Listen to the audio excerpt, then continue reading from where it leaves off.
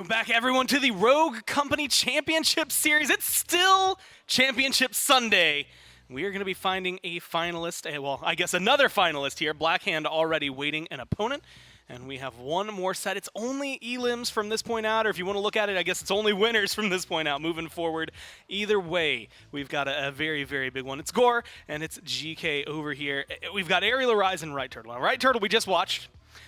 Maybe not the showing that they want to talk about. So did we just watch them? Because I didn't really see them anywhere on that You're right. map. We just watched Blackhand for at least 3 maps. There was maybe like 2 or 3 rounds in there that we got to see a little bit of Right Turtle. But they move forward, and as you can see, are now waiting the winner of this set. Arial Arise, on the other hand, gets a win earlier today against Rome's Bandits. They've been kind of fighting down here. And now it's going to be nothing but rematches for them from here on out. They played Right Turtle on Friday. They played Blackhand yesterday. No matter what happens for them, it's either they lose here or they get a second rematch today. And I feel like there's maybe some mounted pressure on them to continue this string of good luck, this string of wins. I mean, I do agree, but this is actually my favorite team in the tournament, and I did call this out earlier. The way they play is just so cool, man. Like the way they bounce off each other and they create different plays and they never get demoralized. I really, really love the way that Arial Arise plays. Mm-hmm.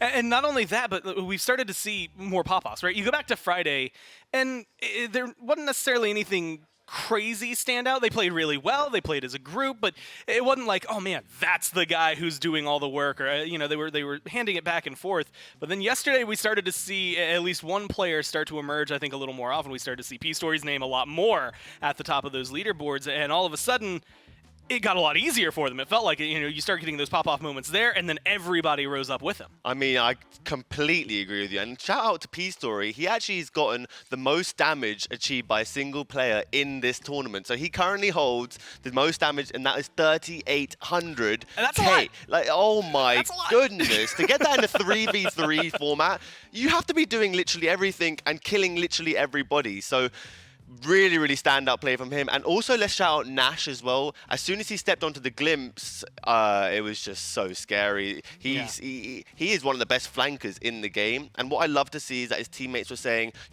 let Nash do what he needs to do. We're going to stay alive on one side of the map whilst he finds the intel. And it seems to work out every single time. They trust each other so much. And that's why I really, really love Arial Arise. Well, they've been on a win streak. They got knocked down a little bit earlier on in the tournament, but so far it has been clean and smooth sailing. They've already got a win under their belts today. We can go ahead and kick it over to an interview. We've got P-Story standing by. Yeah, we were just talking about P-Story. Well, I have him right here. And, GK is a big fan. And so I'm going to take a question from him. He wants to know, how do you look so cool when you game? It's just like a little confidence thing, You got to have the confidence. That's like the one mental thing, Once you get over that, you can do anything. It's just manifesting it. Okay, so you just got to believe in it, look cool doing it. And, I mean, like they said, you are dropping damage. Now, you say you're confident, you have that. Do you expect to put up those types of numbers? When the game ended and you saw 3,800, what was going on in your head? Yeah, so coming from West, you just got to, like, I've always played at a disadvantage. So playing at LAN, I know I'm more confident with it because, like, predominantly the competition would be East Coast. So when I come from West, I did it the first LAN, and then people kind of gave respect to me. So I respect that as well. But that doesn't make me think any other way. I just, feel confident in whoever it is, and I make the fight happen. So going into this next matchup, it was a blowout on the other side. Right Turtle's heads may not be as confident. Yeah. Are you thinking that plays into your favor? Yes. I think they're thinking about the last series. People tend to do that when, just leave that in the past. You're still in the tournament. You just got to think about the future rather than just dwelling on the past. And how do you feel about your last match? I mean, it only went 2 maps. 7-5, I believe, was one. It was a little close. So are you feeling really confident after yours, especially seeing how they played in theirs? Yeah, I kind of feel confident. So with KO and Rugi's team, it was our first time, I think, playing them this tourney. And it was cool. We scrimmed them. It was going back and forth. But I just feel like they just had the short end of the stick today. It's just unfortunate, but shout out to them. Yeah, they played well. And so we've got to get you into your game, so we'll get it back to the desk. Yeah, I'm excited to be able to watch this one. Remember, last time these two teams played, so everything, like I said, is a rematch. It was a 2-1 in favor of Right Turtle. First map, 7-6, goes the way of Arial Arise. Then the next two, pretty more handedly, I think it was, it's a 7-3 and a 7-2 afterward. And so Right Turtle has been able to win this, or at least won this the last time they matched up a couple of days ago, a little more convincingly, but much like they said in the interview, GK, right now it's less about, cool, what did you do last time, and what are you going to do right now after what was a 21-3 scoreline after 3 maps and a best of 5? And I have to say, in history's past, you know, if you beat a team earlier in the tournament, it normally proves that you lose to that team later, because that team that won has not been thinking about that win, right? But the team that lost has been thinking about that L the whole time and how they can adapt and how they can change and make a forward advance on that team. And Right Turtle coming off of that loss with only 3 rounds after 3 maps is really going to be detrimental to them. And whereas I said earlier, I think that Right Turtle might make it back into the grand finals, I'm not sure that might happen anymore. Canals, Wanted, Breach, and Meltdown all band away here. We're going to the arena. Now, I was just watching this to try and do the homework for this set. What happened the last time? This is where it ended last time. So a very, either really good start for Right Turtle, if they can do the exact same. It was 7-2 last time they played here. Or maybe a thunderous upstart for Arial or Eyes. I guess we'll get to see. But, you know, you come to arena, and this is one that we've seen a few times over the last couple of days. Gets a lot more action-y, a lot quicker, I think, than some of the other maps. You're right, and it starts off a bit slow because everybody's trying to find each other, right? And then they pick a bomb site, and it's suddenly havoc. It's war, right? There's a 2-on-2 on site, and somebody's looking for a glimpse across the map, right? The glimpse is actually flanking that fight. And that, now that I say that, glimpse is really important on this map, because just finding intel on such a, like, a map that not been played that as much before, and 3v3 has brought this amazing map back into meta, right? So there's not as much experience with this, so it could go either way, whereas Right Turtle's been playing this game for a long time and Arial is a newer team. That's not going to matter on a map like this. Well, you keep talking about the glimpse. We'll see. You know, she hadn't been banned a whole lot. Like, she's almost always getting through despite such a high priority, just because people like Secret need to be dealt with the right way. Right. And so that gets banned out. Lancer gets banned out. Ooh. And so we're watching over where Prosper, MS, and Drew are going to lock in. Prosper, of course, is just going to go for the Dahlia because it's over. But what we saw MS do on this map last time was use the Mamba and was actually entry fragging on Fixer. So that's going to be really, really big. They're going to remember that, and that's going to give them a bit of confidence, remembering that actually, MS, you went absolutely crazy on this map. Go again, you know. That last series is in the past, and if they do that, they're going back to the grand finals. And it feels like they're in this position where right now, like this map choice and the way that they're drafting, right, it just feels like the best and quickest way to get their feet back under them. Like, just wash off the 3-0, try to get a couple of round wins here, see if you can do it. Arial Arise is going to give them some trouble, but can they take it here on the arena? Thank you, Gore. Thank you, GK, as I am Radthar, joined here with Captain Atsoka, getting into the arena. And just as we get into this, I want to quickly talk about the picks and bans. And I was thinking about something. Being Peace Story and having Peace Story on your team gives you a guaranteed Sigrid ban.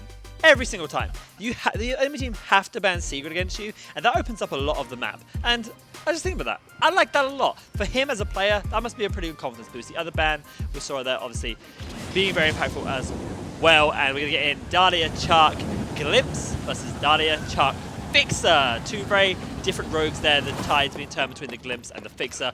What are you feeling getting into this match?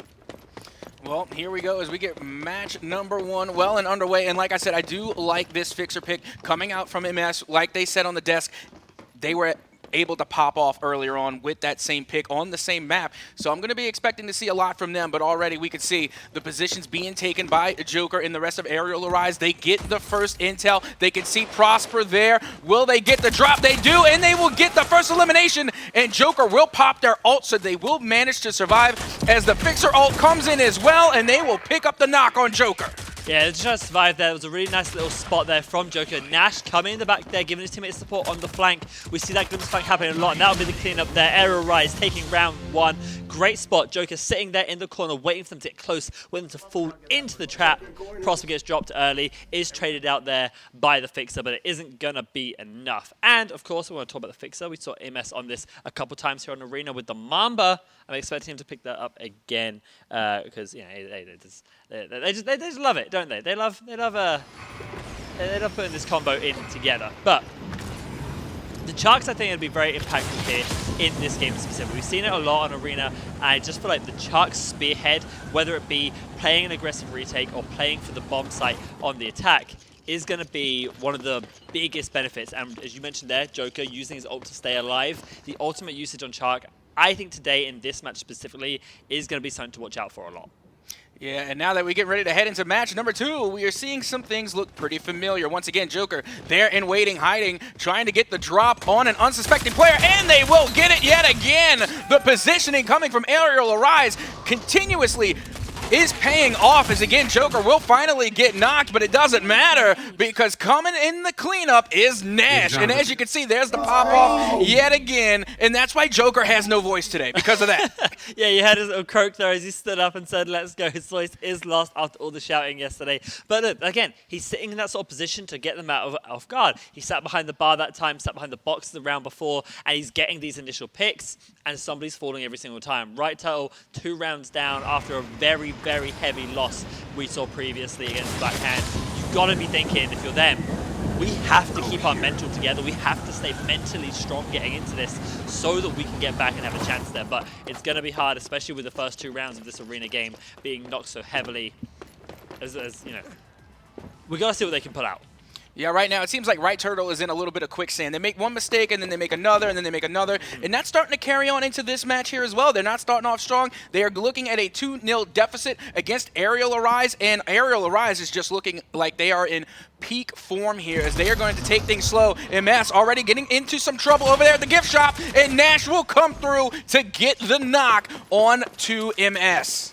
Yeah, they went for a little bit of a spawn flip there with the side of Right Turtle going all the way around the right-hand side towards B and taking the spawn, but unfortunately EMS did get caught out, as you said there. Is getting taken down, and now whilst the bomb is down, they're in a 3v2 situation, and so far Arial Rise coming off a 2-0 victory there in the lower bracket against Rims Bandits. I feel pretty confident as they move in for a retake here. They are going to have to push this pretty hard though and clear it out if they want to try and get a defuse. But remember, they have the glimpse for an invisible defuse if they want it. We'll see if they go for it, but it seems like they're just running forward. The Semtex has come out, they will find Drew, and the Prosper will go down to the executioner from Peace Story. And as they shake hands once again, 3-0 up are Arial Arise. And that seems to be the popular thing right now, just taking a pretend selfie in the booth. You know, go ahead and flex on the other team. As a matter of fact, we actually saw in the previous match, Fragout took an actual picture of their screen for that 7-0. And again, we can see Arial Rise will be breaking the cell phones out, but this time it's just for show. But still, you have got to be dreaded to look at that 3-0 on the scoreboard. But as we're talking about Arial Rise really getting vocal, let's hear what they got to say in the listen in. We're playing great. Just keep this shit up. Keep talking. You guys wanna go back to default? I'll call your cross. Default, yeah. I think we try it. Try the the aggro on top. Yeah, but next round. Okay. Yeah, when this round ends, we're gonna talk about exactly how we're gonna do it. Nothing. One chalk ran upstairs. Chalk ran upstairs. Bar again. I got this. Okay, now 3rd round, he might pad it. EMS. Okay, I'll ping him if you watch your left. I got your right. Email's over here. He fixed our ulti. Okay. He fixed our ulti. I'm coming to you guys. I'm coming to you guys. Stuck Good him. job. Nice. He's dead. Fixer's over here. I don't know where Dahlia is. Email's on site. Email's on site. One. Where? On me. Email's dead. One shot. Got him. Let's go. Baby. No rounds for these boys. I stuck that nigga. Yeah, good. No rounds for these boys. They're saying they don't want to take this any longer than it has to be. And you got to feel bad for Joker there, giving the call-outs as he can with his voice in pieces after all the shouting the previous days here at this LAN event. But they're putting on a performance right now. And what I love, particularly about those comps there, is as they were discussing the round they were just about to do this, and one of their default strategy, as we saw, is the stick that came through from Joker in that position once again. They managed to get it, but we're going to see exactly how they go into this next round. They said they have a more aggressive strategy they're going for, Captain Ahsoka. And honestly, that's what they need to bring, clearly, because this aggressive strategy is paying off once again for Arial Arise. And we already know Arial is definitely that team to be aggressive, and they're not afraid. They will run that high-risk, high-reward playstyle, and it will come through. But right now, it's going to be all about Right Turtle trying to adapt and react. Now, keep in mind, they still have that fixer pick, which is honestly the perfect counterplay for that glimpse. Now it's just about execution and how they react, of course, to all the positionings being taken by Arial Arise, because every single time, Arial Arise has had the drop on Right Turtle. Absolutely, and you're dead right about the Fixer being a great counter to the Glimpse. What I like from Nash here on the Glimpse is he's not putting himself in a position where he's actually against that Fixer. He's flanking a lot, he's moving around the back of the map, and look at this gun skill coming up from P-Story as he finds the Fixer and does unfortunately go down with Drew there on the side, and that will be the first round loss for Arial as RightTail finally get the board in this 4-1.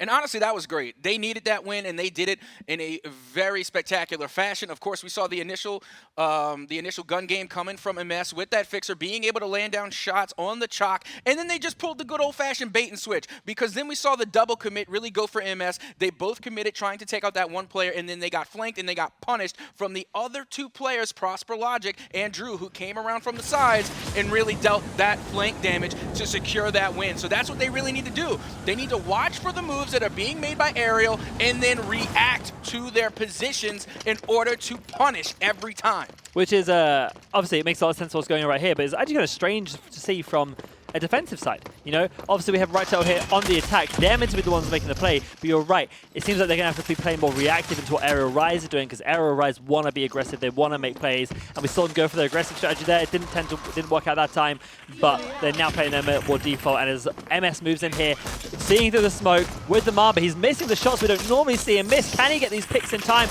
as the invisibility is about to fly out? Drew will find Nash there on the side, and they will pinch to get Joker. Now it's just P-Story left as he finds Drew in a 2 versus 2. The res coming out. Actually, on almost all members is now a 2 versus 1.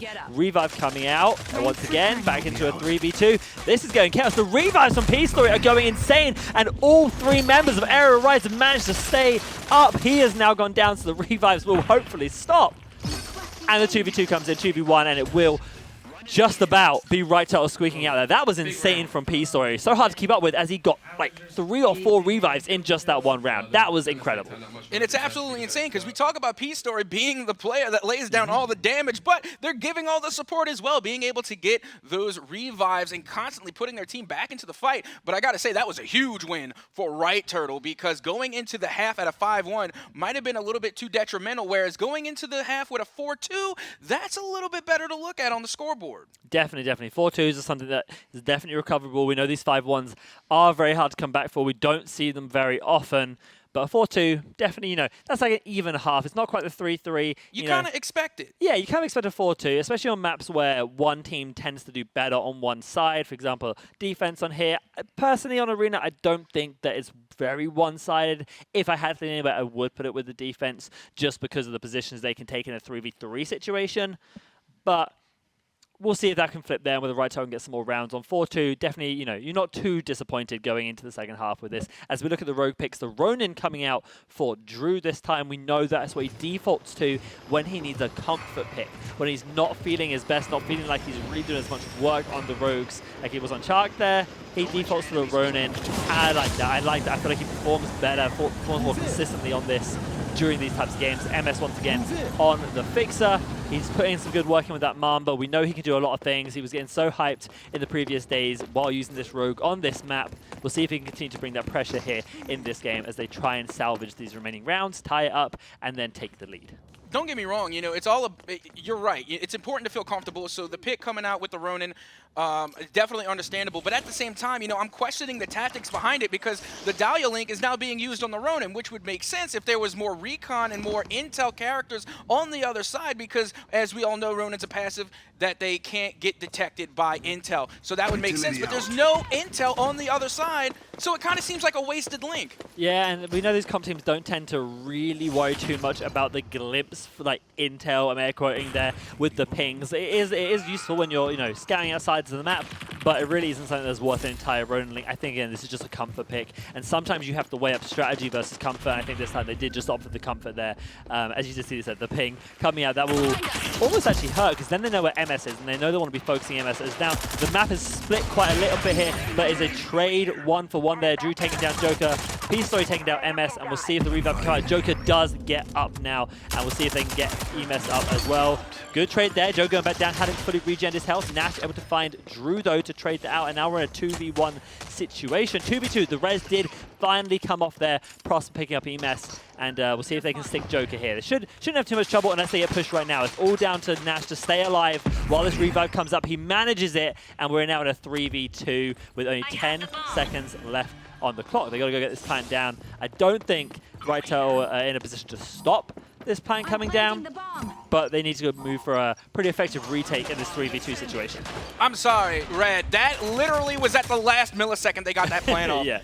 You could not have gone closer than that. Honestly, if I was on the side of Right Turtle, I would have went full push. Anything I can do to try and stop that plant, because now this retake, I can honestly say it feels like it's a little bit short of impossible right now, because we could see already P-Story and company over there on Arial Rise have got their positions down. They know exactly where Right Turtle is planning to push from, and honestly, they have all the advantage now. Absolutely. Not only are you pushing into a 3v2 here, you're also pushing into a glimpse. So if Nash really just wanted to let his teammates die and run around invisible for the last 20 seconds we have on this bomb clock, he could.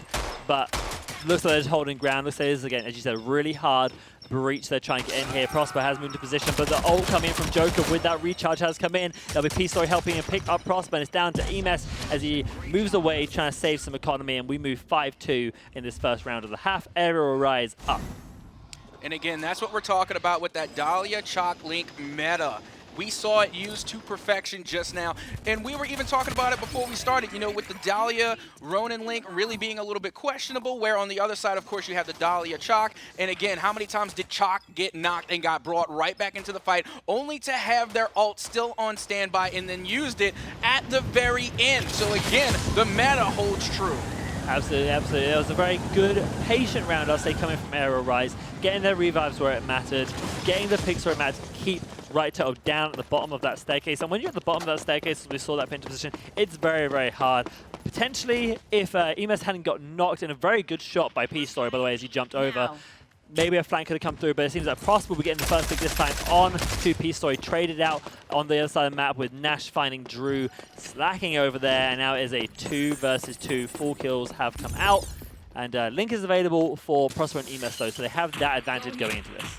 Now, you see, this is a little bit more of an interesting pick here, getting the link with the Fixer, which would make more sense because you can get those rounds that can slow down your enemy and, you know, make them really kind of disabled when it comes to trying to flee and run away. So again, that was a pretty decent link. As we can see now, it doesn't matter because the Fixer has been dealt with and eliminated, and we have ourselves that 2v1, and the bomb will once again get planted, this time again over at the A site. Yeah, and it's not looking too good for Right Turtle now, as Prosper is left alone to push a 1 versus 2 situation. Prosper needs this round, not just obviously for the round, getting away from match point, but for a morale boost. They must be having some trouble now, and he is going to get taken down. Just the team shots coming in, the push on the side of Joker there to take him out on the side. Prosper's only got a DMR.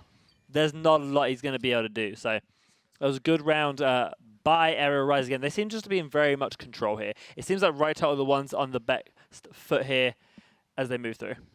Yeah, and again, honestly, Rad, I just got to ask you, do you think the previous matchup with Black Hand is really doing a damper on their morale and momentum going into this matchup? Do you think that's really what is having the big effect on Right Turtle today? I definitely think it's hard to shake off. I spoke to them in the little intermission that we had, the little break that we had, and they were saying, you know, we're just trying to take down Nash's team here and regain that confidence. That does mean that confidence was lost, and you'd expect that. It was a very hard loss for them to take, and a very, you know, they got stomped. We're not going to play. They got stomped pretty hard, and they have to keep their composure as they move through the rest of the series if they want a chance at regaining their fight against Black Hand in the finals. But both these teams have lost to Black Hand. Both these teams want another go at them, so it's a hard fought fight here. And it's going to be down to which team plays this one the best. But so far on the arena map, it seems that Arial Rise are the ones who are sitting out on top. Yep, and so far so good for Arial Rise. They are sitting pretty at a 4-win deficit against Right Turtle as we get this one underway. And clearly we can already see a lot of crossfire going down, nearly a plant going down, but MS will get knocked by the perfect Simtex coming from Joker. And now Joker, of course, gonna pop the Chalk ult and will go in for the push, but they get punished oh so heavily coming from Drew and Prosper. punishing the push there for coming from Arial Rise, and that will do it. A much-needed win for Right Turtle as they cut the lead in half. Much needed indeed. And I said that was really good covering fire. We know this team is good at covering fire, specifically Prosper, but Drew was there to look over as well after EMS got stuck, got knocked. The covering fire was there to take down 2 members of Arial Rise, and then Prosper went for the revive, and they've put themselves in a 3v1 situation. So that was a good recovery from them. 6-3, though, still very hard to recover even further from. They just got to take it round by round. They need 4 in a row if they want to take this map in the first map of this best of 5. But it's looking kind of rough. Well, here we go. Headed into round number 10, and a tall mountain to climb for Right Turtle. As once again, we will be heading back towards that mid lane. We can see Drew there towards the B site, gets the intel, knows where Arial Arise is heading, and now we can see MS there in waiting with that Mamba, gets the read, and we'll get the first couple of shots on, but will not get the knock. We already know Joker is a hard character to get rid of, especially when you have the support coming in from that Dahlia link. Absolutely. Chark is just one of those rogues who just hard to put down. Not only can he revive himself or beat in his chest using the ability to get 175 HP, he also has a Dahlia link to him 90% of times in these matches, and that means he's going to be kept alive. As we see, beats on his chest, 175 HP, now diminishing as he runs through onto the A site, is checking his corners, because what did Joker do on his defense? He sat in those corners. He got a lot of picks in those corners, so he's checking every single one, and that is a smart play there. You know how it's played, and the bomb seems to be going down. Good covering fire from Nash there, but Drew actually manages to get that grenade off in the perfect time, keeping himself alive. Now Nash is the one to suffer after what was looking like a very good play for the side of Arial Rise. Now we have Right Turtle on the upper foot as we move into Nash is full killed, and EMS just holding this corner best he can. Drew and Prosper on the side find Peace Story, and then MS takes the 1v1 versus Joker and puts him down as well. Great round by Right Turtle to win that out. 6-4 now. The recovery slow but steady as they're trying to take this arena map. Even if they still don't manage to take arena, they still manage to make an impressive of enough comeback to regain a little bit of confidence. So worst case scenario, maybe they fall this round, but I think we will see a much better performance coming from them in map number 2. But I gotta say, this was a great play from Drew. I don't know what was more impressive, the nade or the follow-up shots, because they got the initial damage with the nade, and there was only a sliver of area for that bullet to pass through to connect and get that last amount of damage to knock that glimpse, and they managed to pull it off. A great shot coming from Drew. Yeah, no, that was a great job by them. Good recovery. He's getting shot on the side there, taking that 20 HP, and he manages to get the adjustment needed to get that grenade off and get that kill. It was a good one. Hey, look, we're 6-4 now. Right Turtle, one more round, and we're looking at 6-5, and that seems a lot more recoverable, if I do say so. 6-5, it's much less of a hurdle than a 6-2, 6-3, or 6-4, which we've seen them being put in right now. And EMS getting some good crossfire shots, but still not able to put anyone down. The flashbang will come out, putting him a little bit on the back foot as he runs down. The follow-up flash will come down. That basically gives the A site for free for the side of Arial Rise here, as it looks like somebody has caught out of position. Joker not opting to go for the push. They're just going to go for the plant, play for the post plant. Never mind. They kind of start to bait the plant. They've seen one on the flank. Peace Story is given the call. They see one on the flank. You saw how quickly they turn, and they are running after him. They want to find this pick. They want to find this kill, but it seems like whoever was flanking back there has made their way out, and now it looks like it was the EMS who was sitting back there, has come back to regain his time with the team. Peace Story very aware of the flank right now. Absolutely. Now, again, this is looking familiar where Right Turtle managed to come out with the win. The bomb is planted in the exact same spot. The players are in the exact same position. So here comes Drew trying to go up the stairs and get a read on anybody that they could possibly get some head damage on. But already we see the knock coming through on Drew.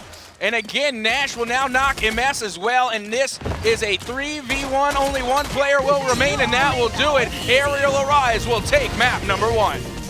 That was a very good performance from Arial Rise and a much-needed win by them. Joker still trying to do his trash talk over the monitors, even with his voice in the state it is. I love the passion from him. Even in his situation, he's still feeling the passion. I just love that.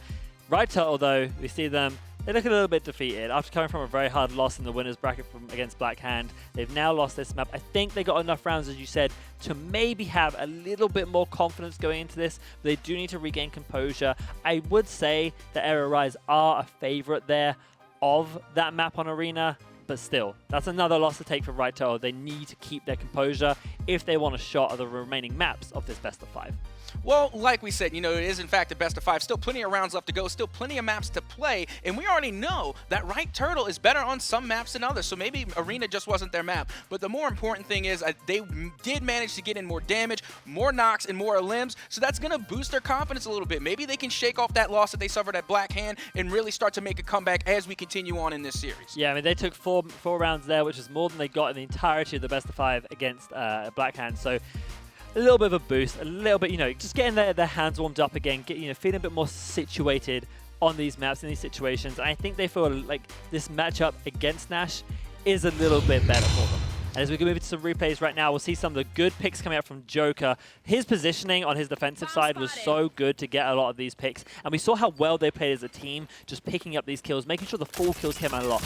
We didn't see a lot of revives actually come out for Right Tail. We saw a lot coming for Arial Rise on P Story, but we didn't see a lot coming out from Right Tail. And that's because of a great follow-up play from Arial Rise, as we see from so many of these plays.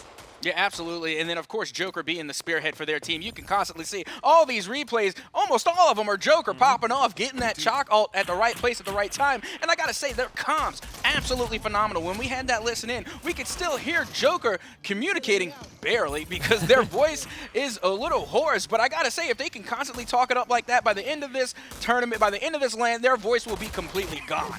Yes, gone. But hey, if you win the LAN with no voice, I'd take that one. But the victory is there, and as you said, that'll be Joker sitting there in that MVP slot, hitting 2.2k damage. In fact, it's a full wipe across the MVP board of full Arial Rise. They all put in the effort they needed, all put in the damage they needed, and got the revives. I see 7 revives coming out from P-Star, and I'm pretty sure over half of them were just in that one round where he just popped off. And so something very important to talk about. Revives are so important, and we've seen so many teams here dedicate themselves to those revives, and it is very, very valuable. We see 8 revives to 4 between the two teams, and that right there, and that's like 4 extra people on the field. That's a lot more downs to have to do when you have someone dedicated to those revives. And I think in this case, the better Dade came through with P-Story. And then not to mention, that's also why that chalk pick is so crucial, because they can actually dodge roll while being knocked, being able to see cover, and then also being able to get those revives as well. Because the reason they got so many revives, it wasn't all from the Dahlia link. They were also hand reses as well. So again, just a massive amount of support coming from the side of Arial Rise as we get ready to head into Icarus for game number 2.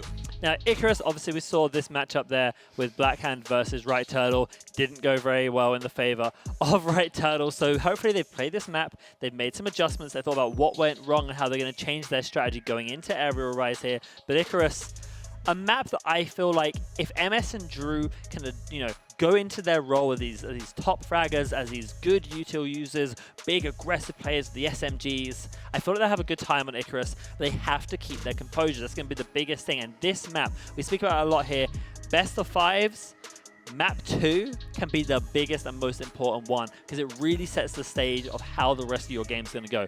It's going to be a win needed here by Right Turtle to keep their composure. Otherwise, it's going to be a very, very long series for them to try and bring it back. 100%. And honestly, I'm interested to see these rogue picks, because honestly, when we were talking about the very beginning of this tournament, I constantly spoke on Vi. I want to see more of those controller picks. I like seeing Vi in the mix-up, and especially on Icarus, because being able to lay down those poison traps on both the A and B site is so crucial, and it comes in clutch every single time. But we didn't see it used a lot until last match when we saw Black Hand bring out the Vi on Icarus, and it was an absolute slaughterhouse. So I'm hoping either one of these teams were able to watch that, pick up on it, and maybe try to use that character, because personally, I think Vi is slept on in this tournament so far. I would agree, actually. Vi has always proven to be a very strong rogue when it comes to Icarus. And I'm glad that Black Hand brought it out. Maybe that's an adjustment they made after some of the Icarus games yesterday, which felt a bit more even. But in terms of bans, I'm not surprised to see the Sigurd ban coming out once again for Right Tail. They do not want to give that over to P-Story. He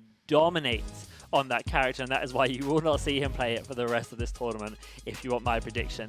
As for rogue picks, obviously Lancer is the other ban. Not surprising. People don't want to deal with Lancer on this map, or really any map.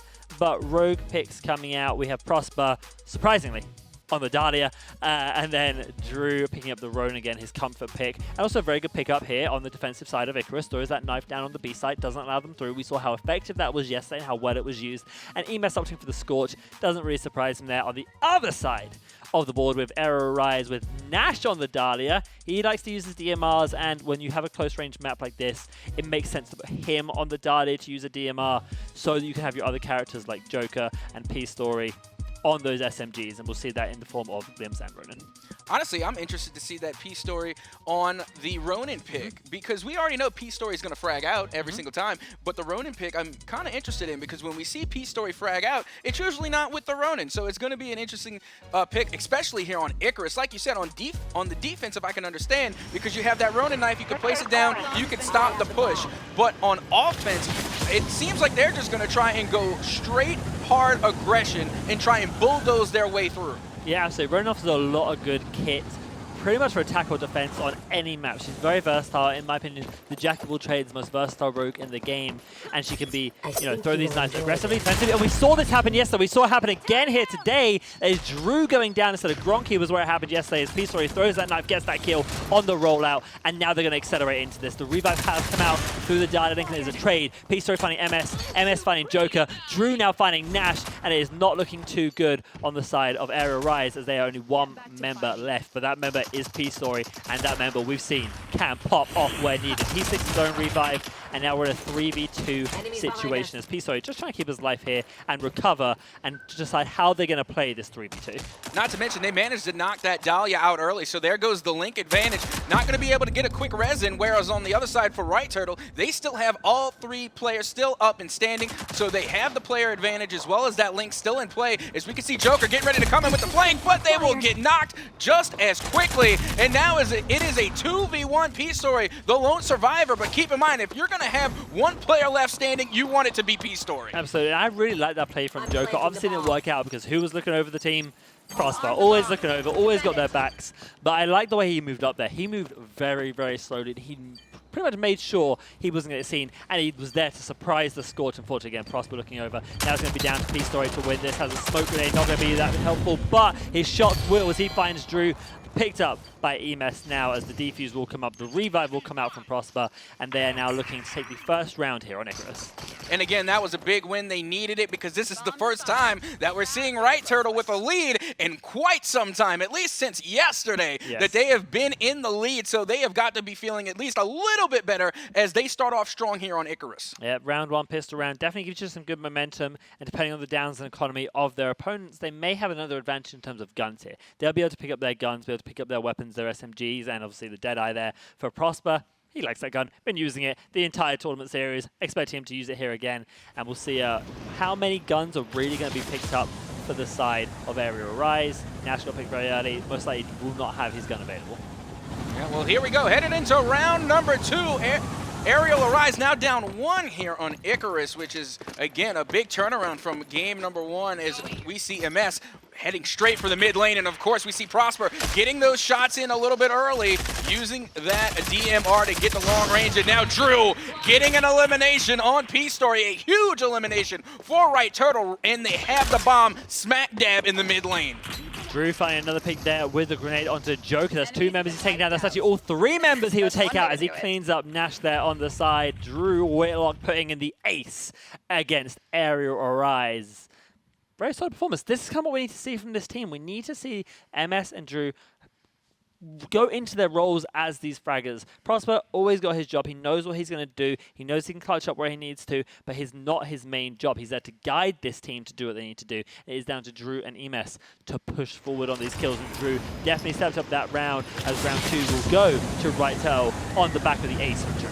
And you know what I like with Prosper is that they're kind of dangling the bait out there. Every single time, they're the one taking the initial shots because they got a little bit longer range with the DMR. And you can see on the side of Arial, they want to challenge that. They want to take Prosper out so bad. But as soon as they land a shot, there it goes again. The recover coming from Prosper being able to find the cover, and then the cleanup coming through with Drew, being able to land down the damage with the SMGs, and now MS is also in rotation as well to come through and get yet more damage done and get the eliminations as a trade will come through. And now, once again, only P-Story is left alive for Arial Arise. Yeah, that was feel good cleaned up there by EMS as they move on the flank. He picks up the Deadeye as he moves around the corner.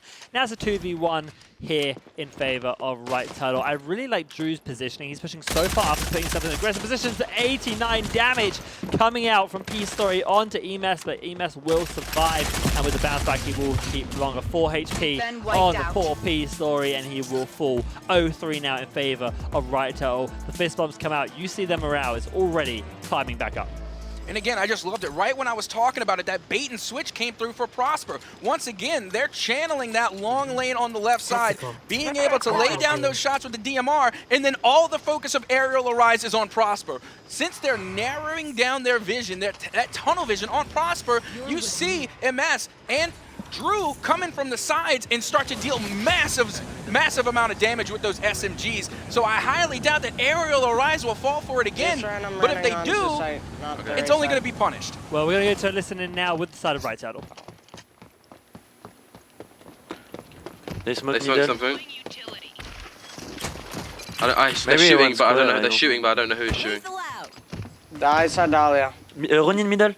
Yeah, just on the orange. Dahlia's aiming you. Dahlia's aiming close. Dahlia dead. Close, you running. Running dead. Glim's there. Last one.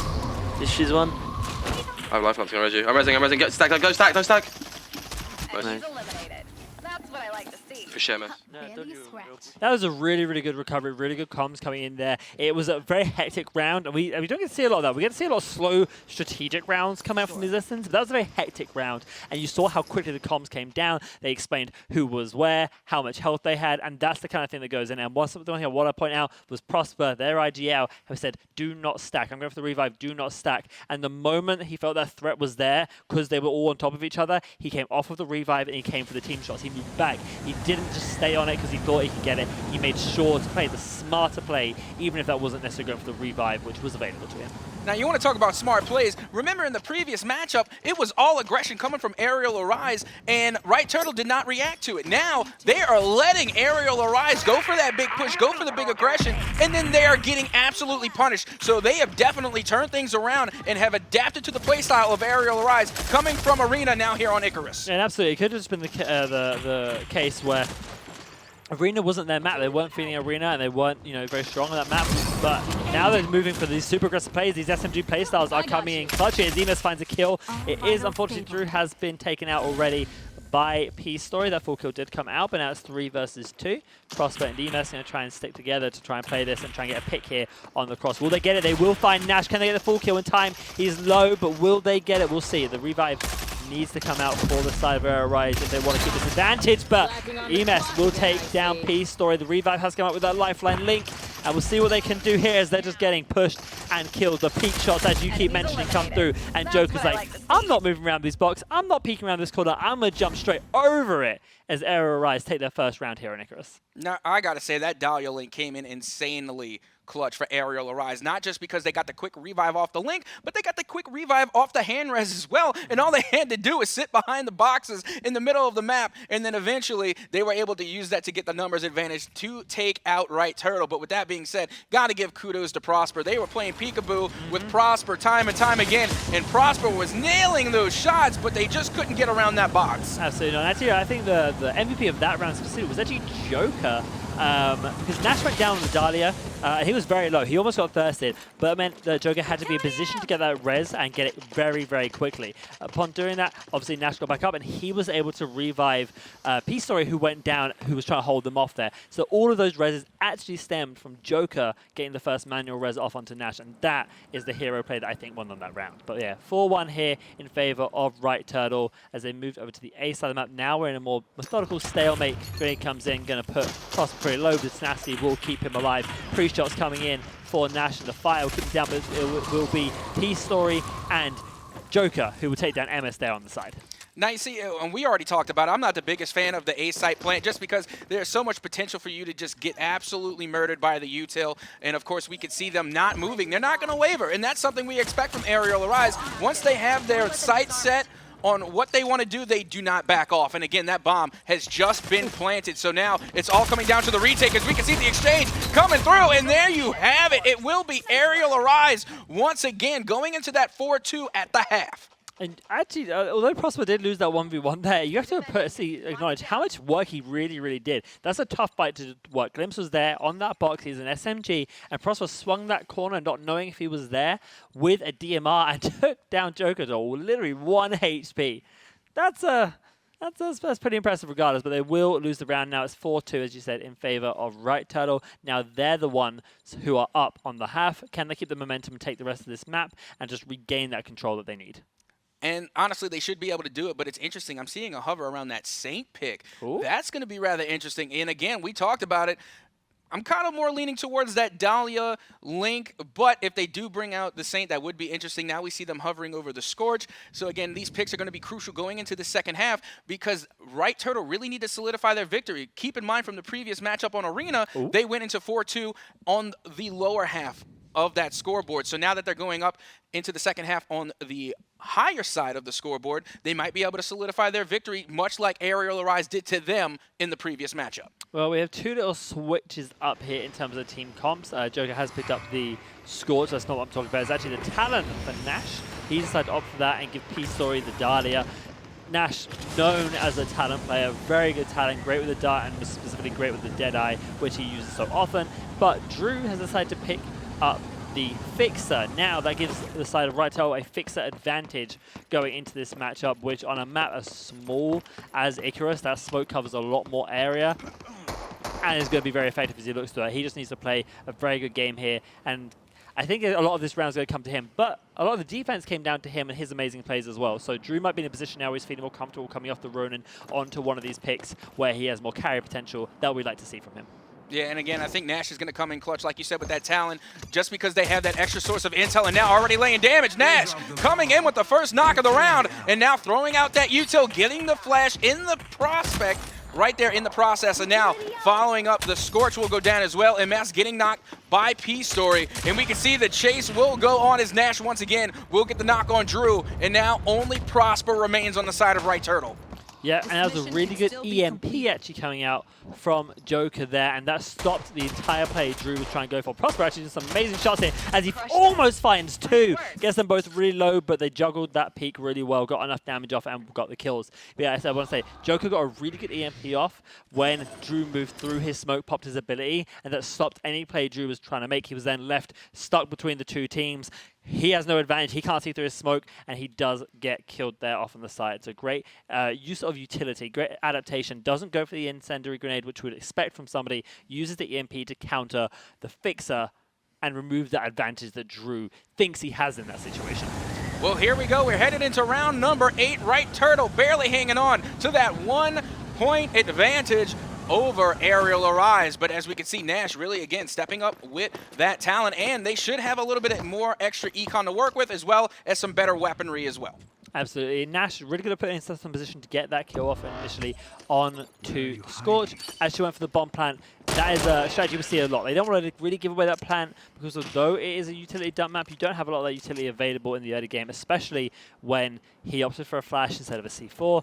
Joker opted for the EMP over the incense, and there's the incense coming out and didn't throw the EMP in time. Drew smiling as he gets that kill now onto Joker. Emes picking up Nash on the side, and it's down to Peace Story left alone here. He will get tapped and taken down. That, I don't know if that was necessarily a misplay by Joker there to use the incense instead of the EMP. The EMP definitely would have helped keep him alive a little bit longer. Maybe he thought the incendiary grenade would stop Drew, but Drew was having to swing through it and get the kill regardless. Yeah, and like you were saying, that EMP is really what stopped Drew in the previous round, and it very well could have been a misplay because Drew was able to come through with the smoke, with the Fixer ult, and then lay down the damage in order to really get the advantage over Arial Arise as we get ready to head into round number 9, and we could see Right Turtle with a comfy 2-win lead. Absolutely, as I said, they're 5-3 up right now. Right Turtle feeling good, I think. I think this is the sort of morale boost they really needed to make the waves here, and they are doing good. Little snipe coming down there, taking One member of RCCS very, very low. They look a lot more confident as they swing these corners. They look like they want to be challenging these fights. Drew got the sniper in hand. He loves that LR-15 full body. He loves playing around these snipers. He was a big runway player back in the day in the last LAN. And now he's picking up that sniper once again and trying to make some waves with it, as we see Nash here on the flank. Prosper, though, always looking over his team, always thinking about where enemies could be and where they could get pinched from, and he's looking over that flank.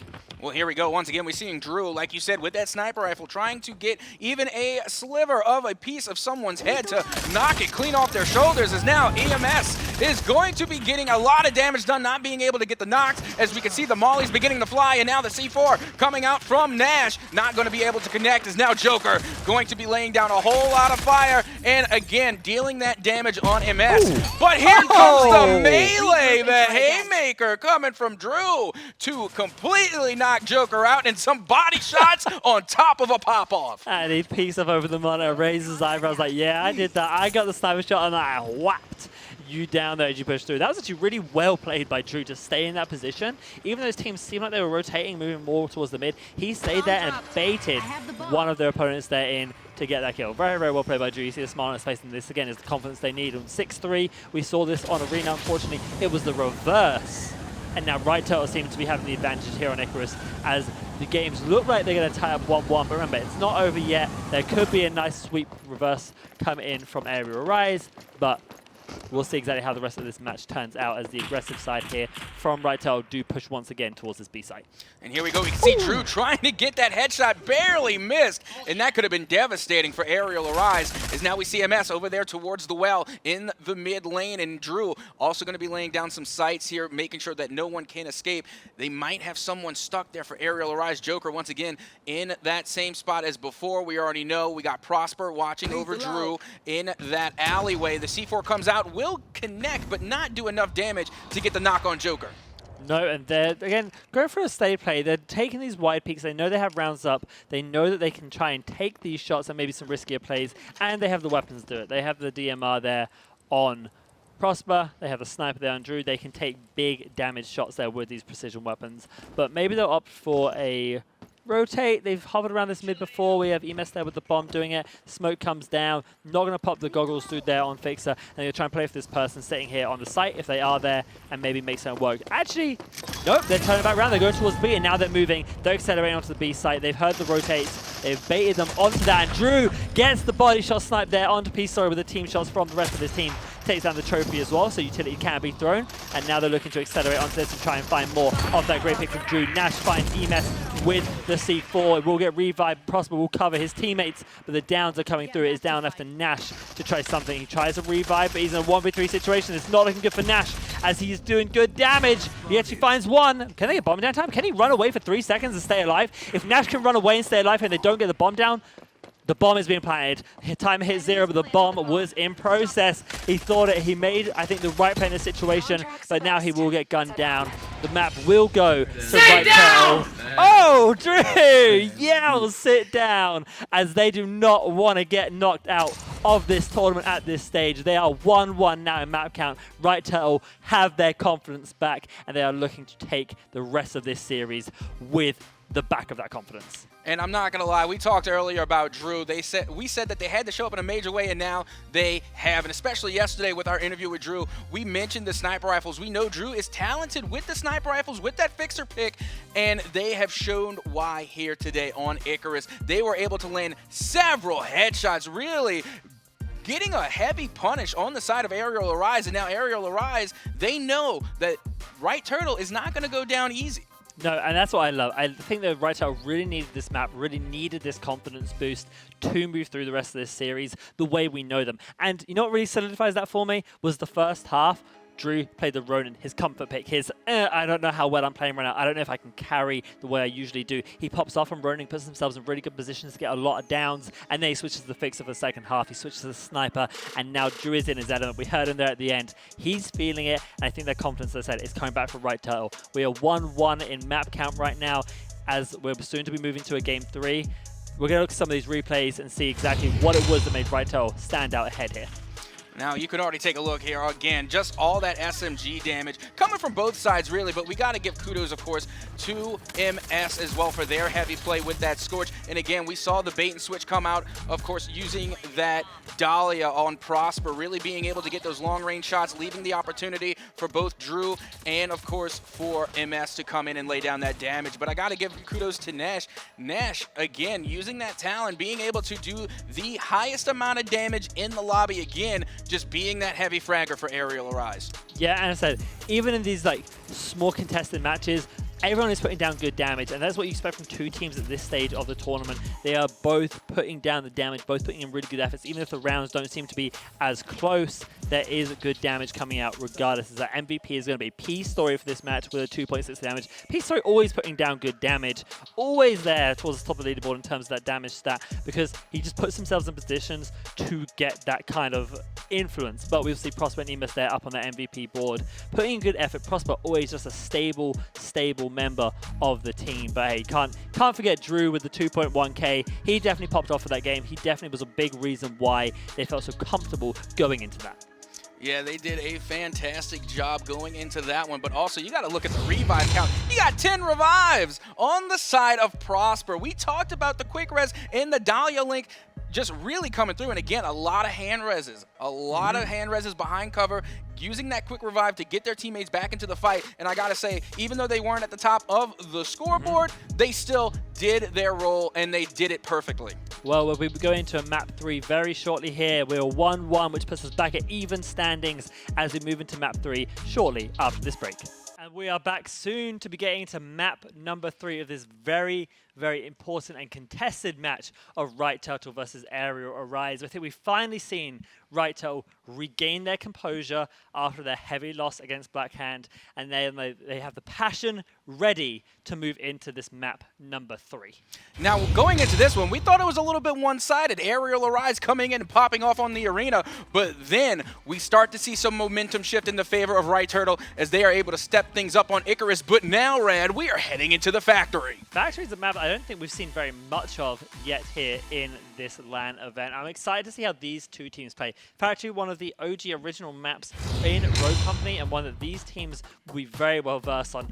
A secret ban coming out the side of Right Turtle. Didn't expect it. Of course it did. Peace Story is not playing that rogue here today, I do not think. And we'll see what the other ban is. Lancer is definitely a potential. Will they opt for it? We'll see. It's not necessarily the best Lancer map, so that might be why they're debating this ban a little bit further. Like, do they really want to let that through? Do they maybe want to give up the Fixer if they don't want to match the Fixer? Would they just ban that away? Could they ban the Ronin, who could be very good in this map? Maybe the Scorch?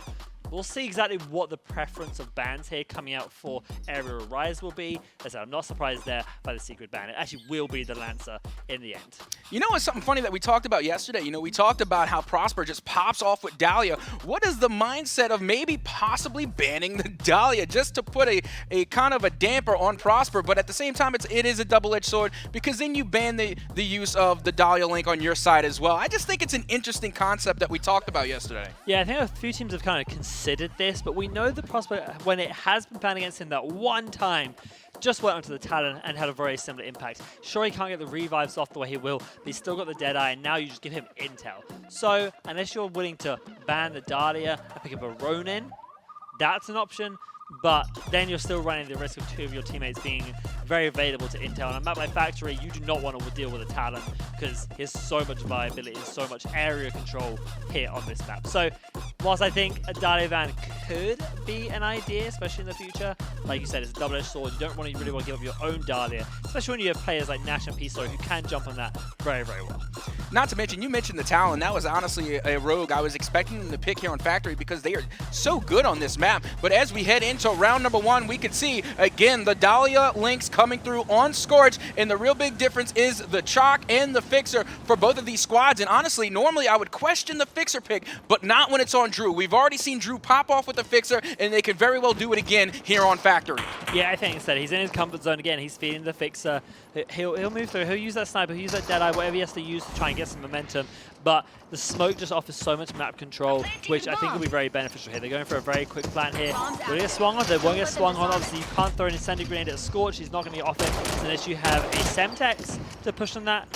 You're not going to be able to stop that bomb down. Wow, Peace Story jumps up trying to get something, but he will not. The flank has come through there, as now it is going to be Joker in a bad situation. He will fall to the side of Emes and Prosper, and now we're in a 2v1 situation with just Nash trying to stand out. Wow, great damage there coming in from Nash to stop the revive coming out. He's keeping himself at a 1v2, doesn't want to give up anything else here, but has to make a move within the next 25 seconds. Yeah, and they had no util to work with. Honestly, it was just a numbers advantage. And you can see Drew really feeling themselves coming in with those body shots. And again, the pop-offs that we saw in the previous round. Honestly, I like seeing it come from Drew, because after that loss from Blackhand, we could see Drew was really feeling down. You know, they weren't really in their zone. So seeing them being able to bounce back is really, you know, it's just appealing to see that Drew is able to really recover from such a defeat. Yeah, look, he's just trying to ensure that Nash isn't going to get back up.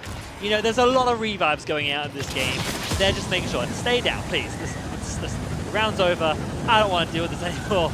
I'm going to put some more bullets in there just to make sure you don't like magically get up with some weird revive. So I love the passion coming in from these guys. I love they got their confidence back. And we actually see Drew with the Mamba here now. We saw MS use this previously on Arena, but now we're going to have Drew using the Mamba. Trying to get some of that poke damage, but Nash also has his Deadeye out, and we know Nash has some very good poke damage with that weapon too.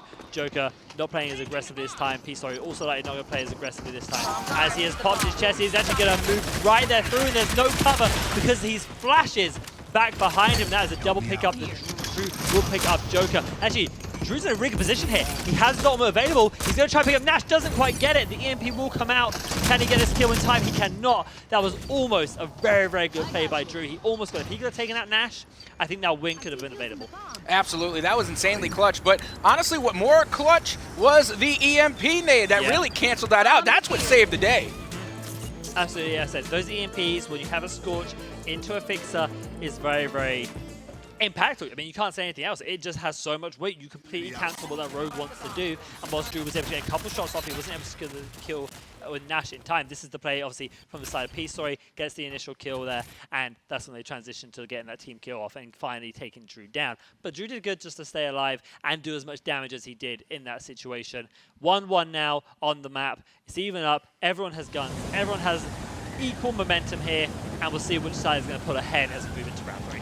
Well, here we go. We are heading into round 3. All's fair and all square, tied at 1 apiece, as we can see P-Story, Nash, and company making their way back towards that site. And remember, this has been the site, the B site, where MS constantly has been planting the bomb and doing it early. They managed to pull it off once, but they couldn't get it twice. And now MS, once again, going for the same strategy, trying to get that quick plant, but it's going to look around to try and get damage first as the smoke does come out. And we can see the crossfire exchange is coming through, and Drew will get the first knock on P-Story. This is very unfortunate timing because this more aggressive play happened as Nash went for a flank. He was going for a flank this round. We still see him on the flank. We'll see if he gets spotted out or not. But that is unfortunate for the side of RCCS. The one time they go for a flank, which requires a little bit more of a delay, as we see here. It was an aggressive play coming out from right tail, and Joker will now also fall as left the National 1 versus 3 situation. Can he get these kills? Can he play the time? They don't know he's there. He will find Drew there on the side, get full killed. Now he's in a 1 versus 2 situation with only 4 HP to his name. No gold bounce back available yet. Now pushing on to Prosper and Emes, but he will not find them, and he will drop as Drew waves at us. Hi, Drew. He can't see us, but we see him.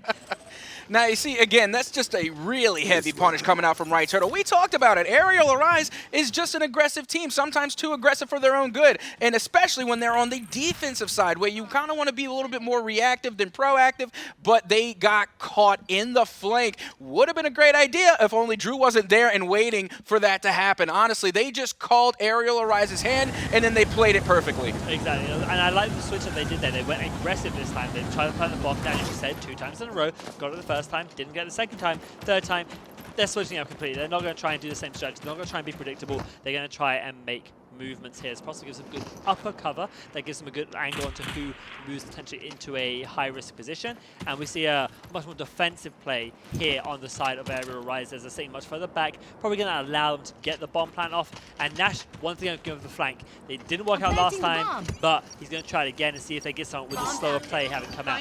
Now we have 2 in front on the side of Arial Rise with Nash behind. We'll see if this pinch can happen at the right time or who will fall first. The first pick is going to be the most important. You see Arial Rise waiting not letting anything aggressive happen until he's in position. And that is Drew falling first. Nash on the flank is able to find one. No revive available. Prosper just trying to stay alive. And you see how they push forward. Right to push forward into that, and they get the 2 picks. Nash is now left alone once again. Great response. Drew goes down, and they push.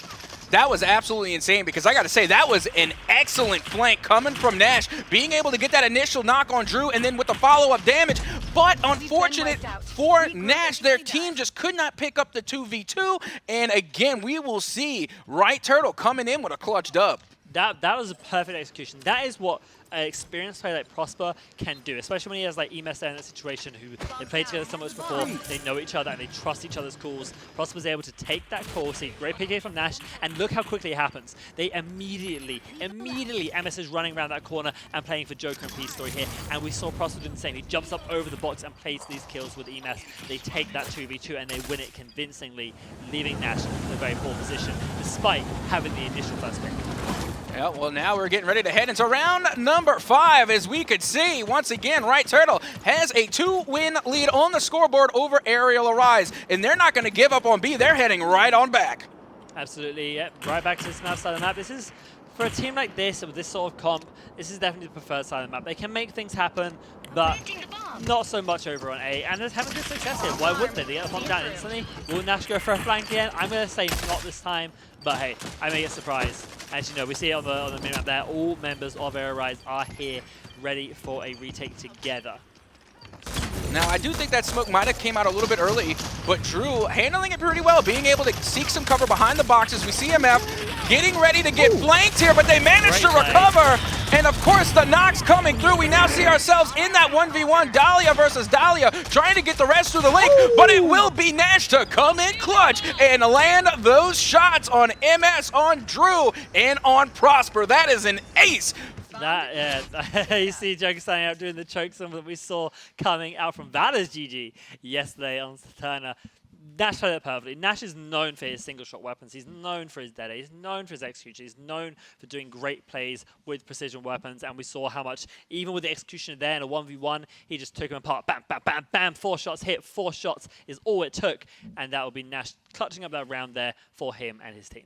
Well, I would have to say, you know, for Nash in that round, to take words from a wise man called MS, only headshots. Yep, only headshots indeed. Nash is known for that. He is known for having those kind of precision plays, as I said, and that was very well executed. Despite what actually looked like a rocky start, MS had some great movement there. We saw him jump up on the box and immediately roll back despite being 1 HP, and that threw Joker off and allowed MS to help pick up that kill with his teammates shooting over him as well.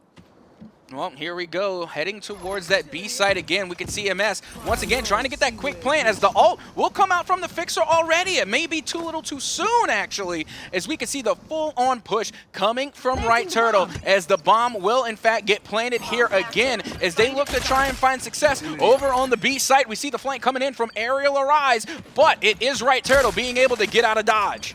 Yeah, that was a really, really good aggressive play to take the entire side there. And one thing I do want to notice, I saw Drew have a bat. I'm assuming that's to get rid of Dahlia's trophy, but part of me kind of hopes he starts swinging that bat through some of the smoke there, as this is going to be a bomb hold situation for Right Turtle. They're going to have to hold this very, very strongly if they want anything. And Nash will find Prosper. Enos will trade out Peace Story, but Drew will now take out Nash. He's down to Joker to try and win these 1v1s. He will find MS, get that kill. Life Drain keeping him healthy, and now it's down to Drew versus Joker. Does Drew have a sight on the bomb? That's going to be an important thing, but Nash is getting revived. Drew just has to hold this bomb in this situation. We'll see if he can. Actually, he doesn't have an angle on this bomb. They're just going to stick it straight away. Nash will fall to the Mamba here, but I don't think Drew has time. He has to get here quick enough. 1 second, 0.5, and he gets it! Drew with 4 seconds on that. He is feeling himself. He did not have a lot of time. He was in a really, really rough position, not having an angle on the bomb. He gets, I think, surprised by the revive on Nash, but he's not surprised enough as he hits the Mamba. 1, bam, bam, bam. Gets the kill, swings around, and manages to pick up Joker in time. That was impressive. I am so impressed with the turnaround coming from Drew.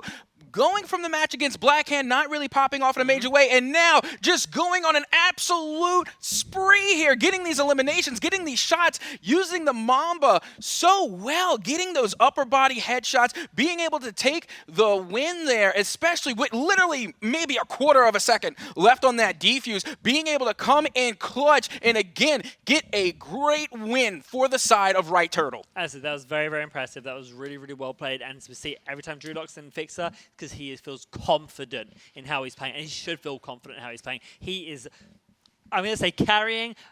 Maybe not carrying, I think everyone's putting in their effort, but he's definitely putting in a very, very good chunk of that damage and that effort as they move, and we see this replay here. Nice little pick up onto Prosper there from Peace Story.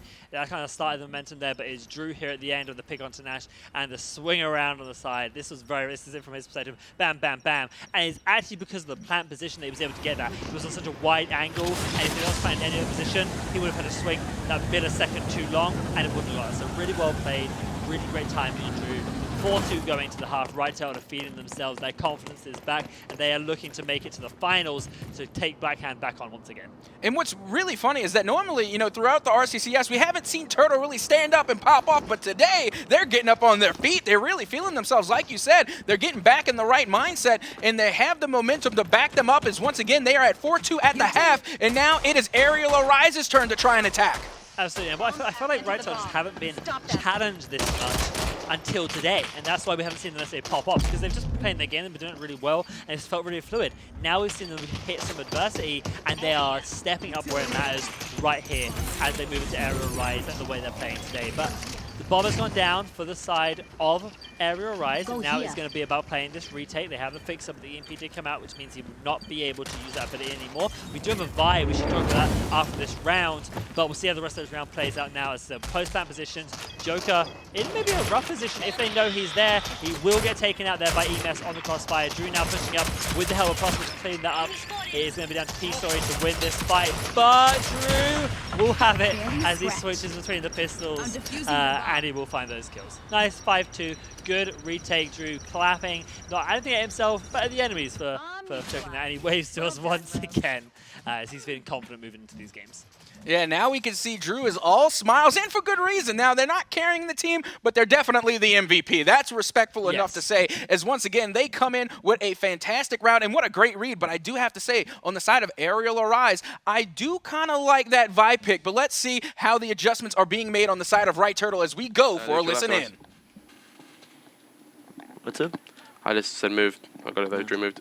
You guys love to sit in the middle of the ship and I can't link. Alright, you're in B, you guys. I'll go B. Yeah, I will push close then, so if you can kill one, I will try to Haven't got my link, MS. I'll try and kill one, or if I get one hurt on you. He broke window, but I see no one. Nothing. They vibe pulled A. They vibe pulled A. Yeah, dial a jump ball, and then someone on site. No, two site, dial a jump ball, 2 site. He's got to leave, he left. Yeah. Dahlia on Jeep. I think Scorched is square this time. Like highway. 2, yeah. 2 highway? Jumping van. No, 1 highway, 2 back One's right. right that spawn, one's the whole entire spawn. If you get vibe poison, Drew. Let's go with Drew. I'm watching the highway. MS, run him. Impede, highway, Run go him. highway. Scorched one dead. Nice. That's the link. Let's go. Okay, let's go. We haven't got much time. Last 2 on the right side. Oh my god, 1 on the... Peace through 1. He crossed to the right.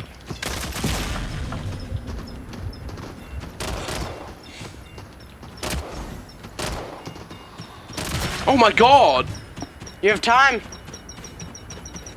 I shit on them. Oh my god. You are so fucking ass!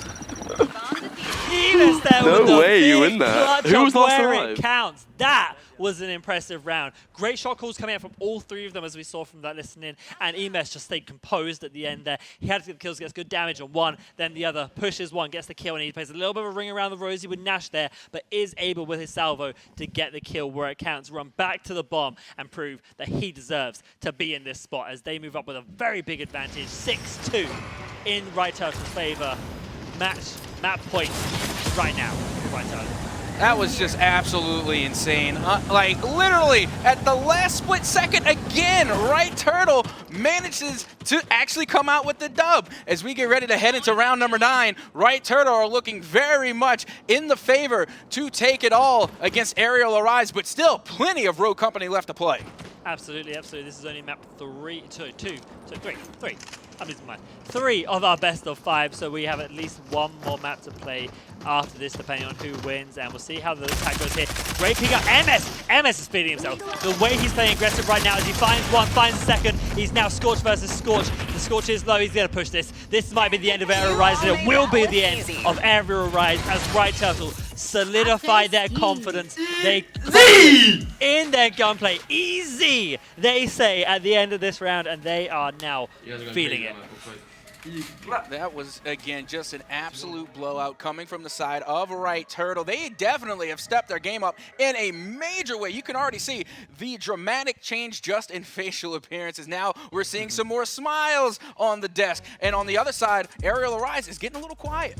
Absolutely, absolutely. We want to see Joker also standing up there, you know, shouting over the monitors, but not so much in these past 2 games, as both Icarus and Factory have fallen pretty heavily in favor of Right Turtle's head, have regained their confidence. And if they're going to be the ones to take it to the final, they're going to need that. Both teams are going to need that. I think this is going to be a followed-up contested series as we look to get into map 4 pretty soon here. They said that Factory game was very, very one-sided in my opinion. There were good moments from both teams. Arial Rise having some really good flanks, but it was the quick-witted decision-making and individual gunplay of Right Turtle that I think won it for them.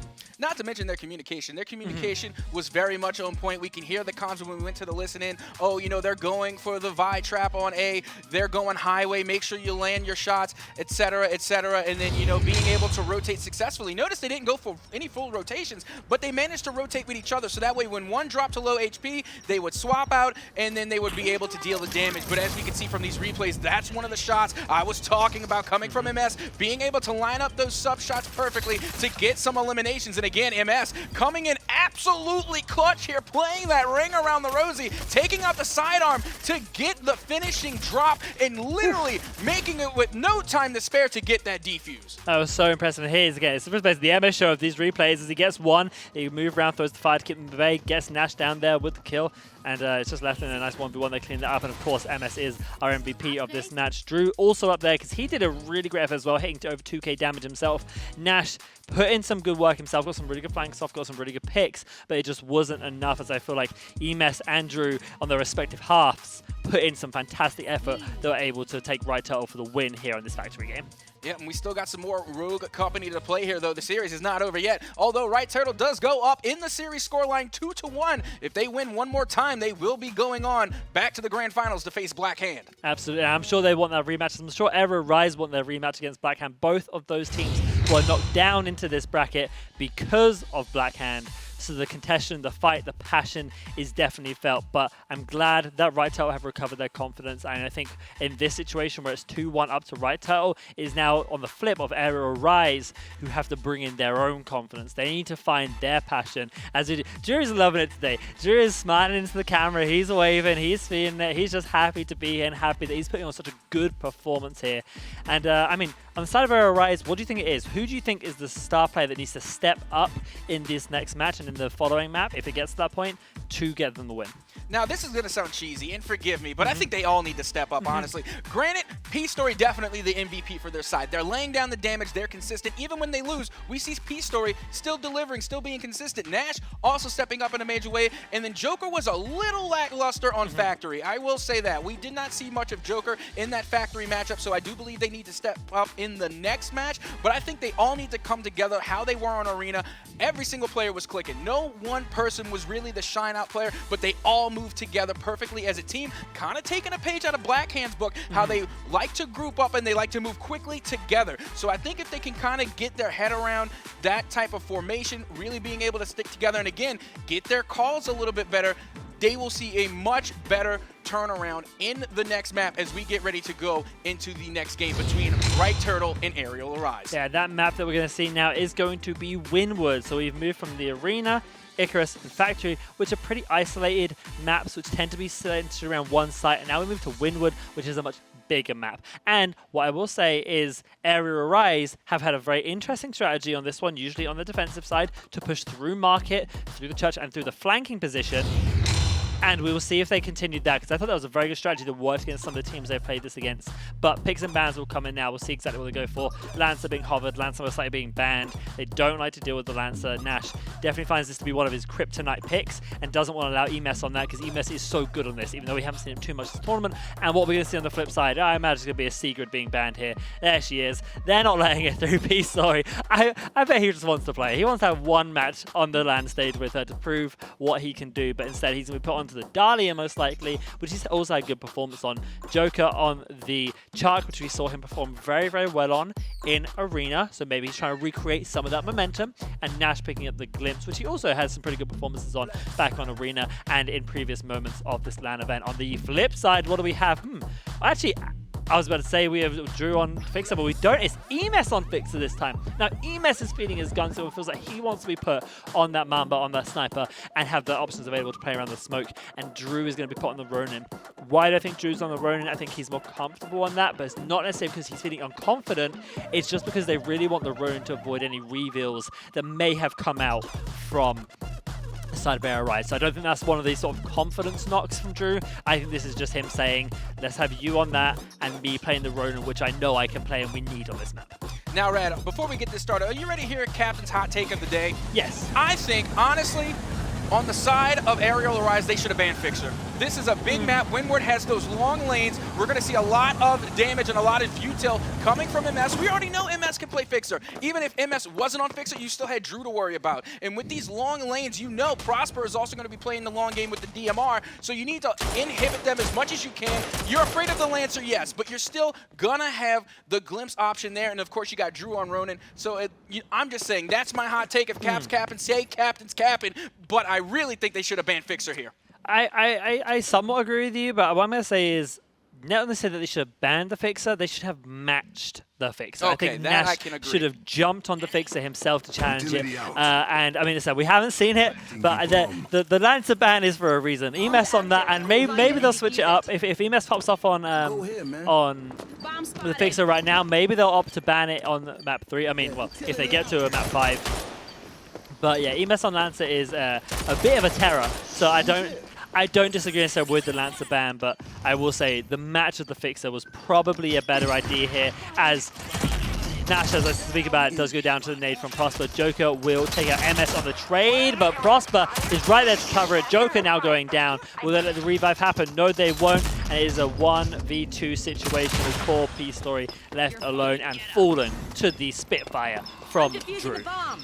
Yeah, I mean, they're worried. Like you said, they're worried about having MS on the Lancer. It's true. That would be a deadly combination. But I don't know. Maybe Drew on the Ronin is just as deadly because they were able to get that swing there on the Chalk, who had the high ground, had the advantage, but inevitably did fall. And they were able to get that elimination before the Dahlia link came through. So, again, a big round in the favor of Right Turtle as they are just vibing over there. Absolutely. And for those of you who followed the history of roco comp in the past couple of months, if you've looked at things, Nash actually used to always ban Ronin because they loved their intel characters, but we've seen as the 3v3 meta has come in and how the roads have changed and how the meta has adjusted, people don't play a lot of intel anymore. The only real intel on the map, if you can call her that, is Glimpse with her passive.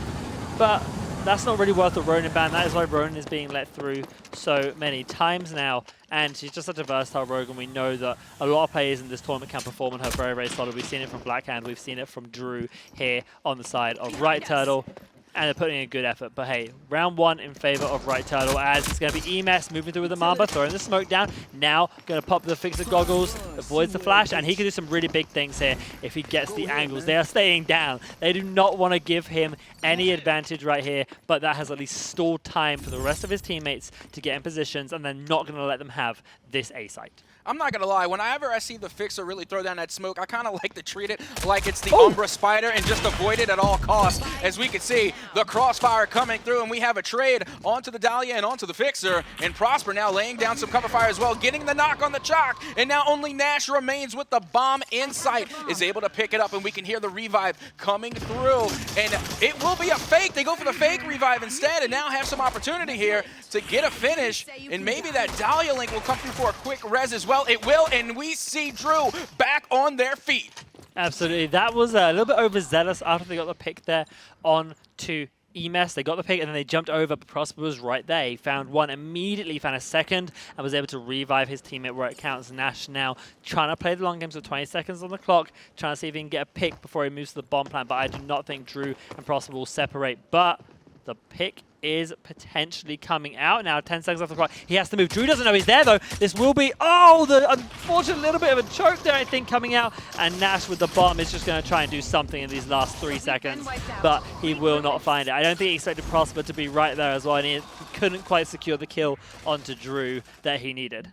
I got to say, Drew coming in clutch with those melees. We already saw it earlier with the Fixer, getting that no-scope and then following up with a melee. And now again, we see it with the Ronin, dealing down a whole lot of damage and then following up with the melee. But let's see how Arial Arise are dealing with this newfound right Turtle squad as we head in for a listen-in. I thought she was close about a hand-res. She's deep. She was like not even hand-resing. She was all the way far. So Fixer's going left. Prosper's Dahlia's holding going with back Fixer, A. and this guy's going mid. We Yeah, gotta let's do a kill fast the beat. fucking Ronin. So you got, all right, Ronin's always gonna play market. So let's just aim for shit. Let's aim for shit.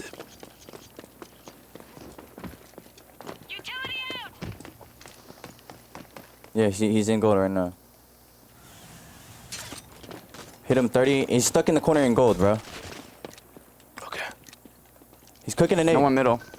Wait, one's middle. One's nade. Fixer's A. Fixer's A arch. He's still in the corner, I think. There's two of them. There's two of them in that Fixer's corner. A arch. Emis dead. Nice. We go A for free. A for free. Both A's behind free. me. Yeah. Come on. A's free. A's free. Okay. Watch Arial. Plant far side. Plant far side. You have no Fixer, all guys. Yeah, they're both there. Both middle. Both market. I'm gonna watch our flank. I'm holding cannons. I'm holding fruits. I have their side Arch. cannons. I have arch. Wait. What the? He I just hear them rolled both onto middle. site. Rolled onto Going in. site. Going in. Yeah, both arch. I can Both see arch. bomb. Go to mid. Okay, Go to yep, mid. I'm out. Bro, yeah, I had your Watch back my to arch. to Watch my mid. arch. From cannons. Watch from cannons. One's on our party box. Yep, I see one. Looking for Ronin. I'm looking. Ronan's here too. I'm not peeking. Nice. Where is he? He was middle. He's still here. Nice, boys. So, let's go. Bring it back. One.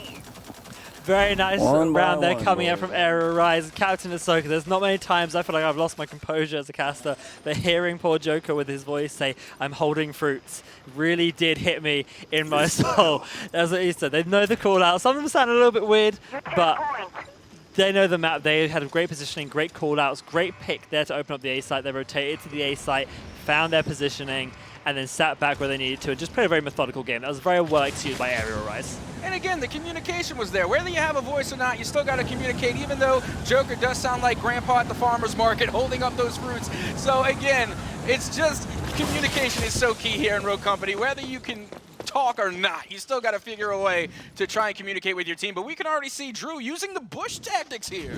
Yeah, absolutely. He's sitting there in a really, really sneaky position. And if they were to push that B side, I think he definitely could catch them out there with the cover of the leaves from that. But it looks like they're actually going for an A push. So he's going to have to come out of the bush and rotate over to this side of the map to help his team where it matters. I love Prosper's position here as well, though. Even though EMS has the DMR and he is maybe more of the DMR-based character that should be in that range, we know that Prosper likes his DMR and he's sitting there because that is the best position he can cover multiple lanes. Drew actually looks like he's getting picked off here on the side. He's stuck on the fountain. He will get picked off there, and that will be the down full kill for him as they seem to be retained back.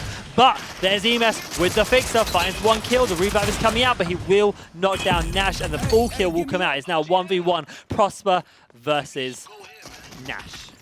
And here we go, but they do have the advantage on the side of Prosper because they know where the bomb is. They have sight on the bomb, but of course, Nash gonna go for that revive using the invis. You can hear the revive coming through, but it is a fake. Prosper gonna have to play this perfectly in order to avoid the damage, but the crossfire will come through, trying to land shots, but Prosper just could not nail down Nash in that exchange. Yeah, and an automatic weapon versus a DMR. The DMR accuracy they have to do and the movement these guys do makes it so hard in that situation for a Prosper. And he just couldn't quite land the bullets he needed to. Even though the bait and switch between the two of them, moving forward, moving back, ducking, crouching, all that was very, very well played mechanically. When it comes to those shots, it was Nash with the free order that was able to win that round over there. And here's as we see the swing from EMS, which I thought was very good. Takes down Joker and switches to the pistol, which is very quick decision making to take down P-Story. And then with the 1v1 sitting right here, he switches the pistol where he needed to and found the kill, which was so vital, tying this up at a 2-2 on this Wynwood map. And that was really clutch from Arial Arise, because if they didn't get that knock on MS, they would have lost that match. That was a great shot coming through, getting MS out on top of the stairs, but now we can see Nash lining up towards that mid lane, and MS once again on the stairwell over towards A, trying to find the head of any body from Arial Arise as the B push is going to come through this time around, and Drew using the crouch tactics to stay alive, and there goes the Ronin Dagger! But they will get knocked by Joker in the process. Gosh, we're talking millimeters between that play ending so differently. Drew actually played that incredibly well, considering a push, but Arial Rise will take that win. Joker standing back up, no voice, but still shouting across the glass panels there at his opponents. I thought Drew played it very, very well, and I said a few millimeter differences in terms of positioning from anybody, and he would have got a lot of kills. Whether his knife was a few millimeters down, could have hit the head and got a double piece. His grenade after Joker jumped up, Drew got some great damage on 75 damage, managed to stay alive even though he was low health. Joker then rolled back almost onto the dead nade that Drew threw. If that was a bit closer or Joker moved a little bit further back, that nade would have got him and would have been another great pick that maybe could have changed the tides of that round. But speaking of the rounds, it is 3-2 in favor of Arial Rise here, as their confidence seems not to have been knocked after Icarus and Factory losses, and they're trying to take Wynwood here with some confidence. Well, here we go. Round number 6 is underway, and we can see Joker over there towards that cart by Market, over towards that B side, and P-Story, of course, going to be following up behind, trying to give a little cover so that way Joker has a little bit of room to work with Nash. Over there towards the A side, getting some intel. We already know that's where Prosper likes to lurk. That's where they like to play. And now Joker going to be making the push here as MS making their way from the mid lane over towards the B side. Now they have the intel. They know that this is more than likely going to be another B push. And now Drew playing a little bit further back this time, playing a little reserved and a little bit more reactive, which is what they need to do against Arial Arise. Absolutely, definitely. You know, not being too far out of position, but I love the transition we keep seeing here from Arial Rise as they move from B up into the market and then try and transition to the A side. It's the very, very frequent and common strategy that we see from these top tier players. But Nash actually will be caught out of position there as he does try and get a kill off onto Drew. Drew will get revived by Prosper. Nade's coming out. Will he be able to keep them alive long enough? We'll find out. EMS now in a great position also, using the smoke. Not worrying about the rebounds and just getting kills with these Mambas. But 3 versus 2, he needs some support right now. Prosper and Drew will be that support. They will help him, they will do it, and they will win.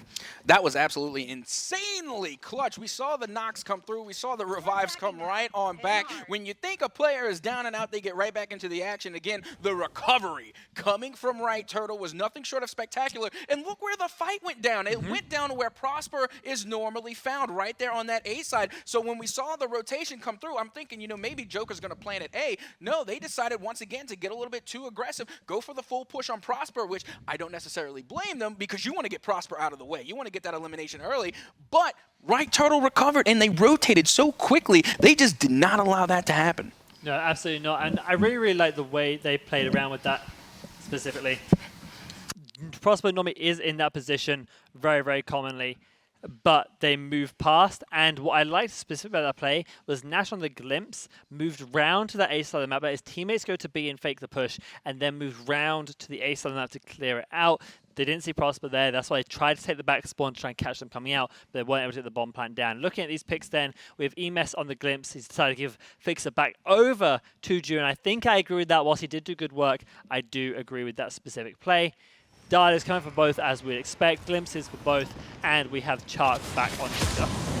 See, the reason I like this one so much is because I do like MS on that glimpse pick. I honestly think that's the right, you know, rogue for them to play with. We see MS time and time again coming in clutch with those subs and dealing a lot of damage. Like you said, you know, we think they play a good fixer, but I think Drew is just playing that role a little bit better today. I would agree with that. I think they decided to switch it up again because they wanted the Ronin. I think having Drew on the fixer is just the way he's playing. It's just better right now, and Emus does amazing things on these fragging rogues with the SMGs. So you may as well play to your strengths here. No need to switch it up where it's not needed. As Drew makes aggressive positions in mid, Joker will find Emus on the side. 88 grenade coming out from Prosper. That gives them some momentum to move through here. And Emus actually does manage to get up, and can they secure it? They do re-secure that kill on Emus, and now Bomb is down in an unfortunate position. We'll see what they can get going. And here we go. We see Prospect Logic once again making their way around towards that mid lane, trying to tiptoe their way to victory. But then again, you have to remember, time is not on their side, as Drew will get flash. So you can expect a push to be made as Prosper once again trying to go for that sneaky flank. But it's going to be a tough one to pull off in such a short amount of time.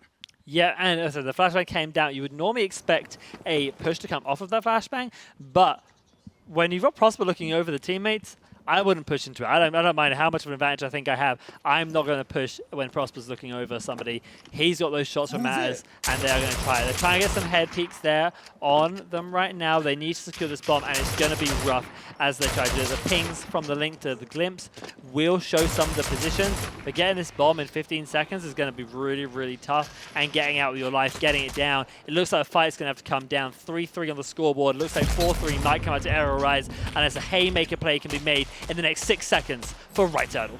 Honestly, the best thing you can do right now is deny Econ, try and stay alive, run the clock out, and then hold on to the extra cash. It's really all you can really hope for in that scenario, because the bomb had got dropped so early, and barely they were able to escape the danger. And again, we saw Prosper trying to pull off some slick maneuvering, but it didn't work. Honestly, Arial Arise just played that one perfectly. They saw the bomb get dropped, and then it was all about being able to secure it. Yeah, once your bomb planting gets picked in a really off position like that, you're in a lot of trouble trying to push that.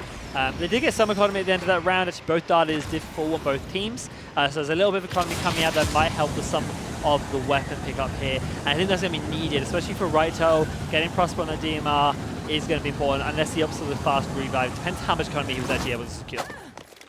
Well, here we go. We are heading into round number 8, and Arial Arise still up 1 in the scoreboard. We can see P-Story heading towards that market, and of course Drew making their way over towards A, as they now have the sniper rifle in their arsenal. Yeah, I like the sniper pick here from Drew. I think that's just going to work a little bit better. I think it's that he's speeding his shot, a good covering fire.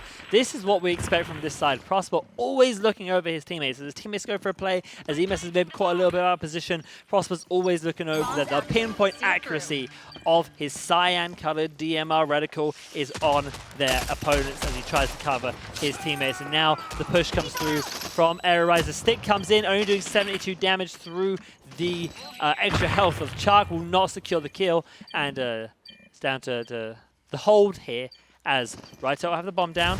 They're looking good, they have good positions, and Arial have to come up with some push despite a lot of their utility having just been wasted.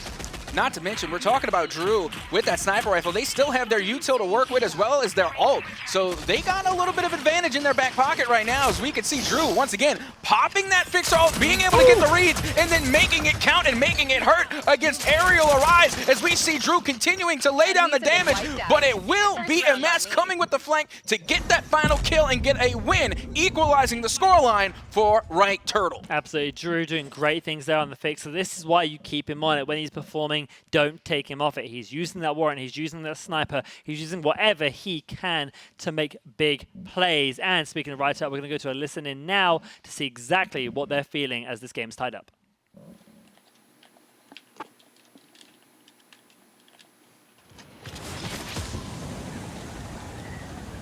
These guys love flanking, bro. They love it. Might do it again. Nash is gonna call, like... Nash in his corner again. Pushed up! One pushed up cannons! Hey, give it. We're going B, Okay, let's go. Nash mid-map. Yeah, I'm revealed. Hey, glimpse there. Dahlia as well. Fix where we can, Drew. Take market. Utility out. We could just go that spawn. One's in market for sure. I see no one on their spawn. You get out, Drew. Maybe Yeah, B now. spawn. Drew, come B. Wait, face right, my bad. Is that for that spawn? That spawn, you said? I saw no one. One more kill. Is the bomb planted for that spawn? Yeah. Okay, I'm gonna just sit here, like, we don't lose these. Do you want to peek? Maybe go here, Drew. Or here. No, he has to wedge a bomb. I can see bomb. Someone on bomb. Glimpse. One on me, one on me. Yeah, two on you me. and a glimpse on left. Nice. Dahlia one, Dahlia one. Glimpse on me. I'm not fighting. Finish attack. She's raising. Glimpse in front of me. No way they res. Joker half. What's happening? Is one. Joker is there. Dahlia is down. They might raise. No, they don't. He's gonna go bomb. He's gonna go bomb. He's gonna go bomb. Just come check it with me. Oh, just go close. Oh, he's on it. On the right. Oh, you can stretch it that far? Oh my gosh, that was so close to Nash being able to pull that off there and get that kill. That was, I mean, they didn't, but it was close. Wow, they could not find him there. And you got to give a shout out there to Drew up on the sniper. His face was just looking so chill, but he was hitting headshot, body shot, covering fire there as they held that position. You see Prosper now moving over like, hey, you do this, you do this. He's the dad of the group. He's making sure they're okay. And as they move up 1 round advantage here on Winwood, that was an incredible round. And I said, Ahsoka, you and I were just on the edge of our seats. They're like, is he going to get it? Is he going to get it? Is he going to get it? But he didn't. That was just absolutely insane. They didn't even realize until the timer was completely gone that Nash was in fact defusing the bomb. So at that point, it's just literally shooting all around the bomb until you finally get that hit marker, you finally get the shots on, and they were able to pull it off. But as we head into round number 10, Drew going right up the middle towards Well, activating their ult already with the smoke bomb down as well, and Prosper will get taken out by Joker very early. Yeah, it was a very aggressive play. They kind of split the map in how they did their aggression. We had Drew going very quickly up through mid. We had EMS going very quickly towards the A site. And Prosper kind of sitting semi-back in market. But what do we know about Arial? They love to push the market and up onto the other side of the map very quickly when they're on defense, sorry. And they have to be aware of that, as EMS will find the first pick there up onto Nash. Not letting any more glimpse potential revives and evening this up in a 2v2. C4 comes out. It actually will hit the side of Joker. Wow, okay, so the C4 very, very well placed, or should have been very well placed. Great time to use it. It actually hit Joker's character model and bounced off of him, delaying the time at which Drew could think to use it. Sometimes just throwing your body at somebody is good enough, and that is what Chark is there for. Great play, great use of just movement and positioning there by Arial to take that round and clean up that where it mattered.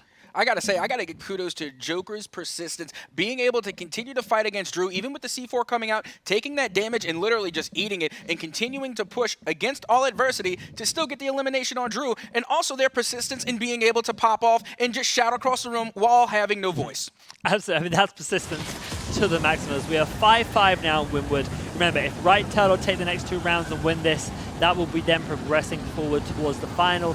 If Arial take it, we will be going to a map 5. So there's a lot on the line in these next 2 rounds, and both players, both teams have to be on their A game as we look like we're moving for a Right Turtle A push here on this Winwood site.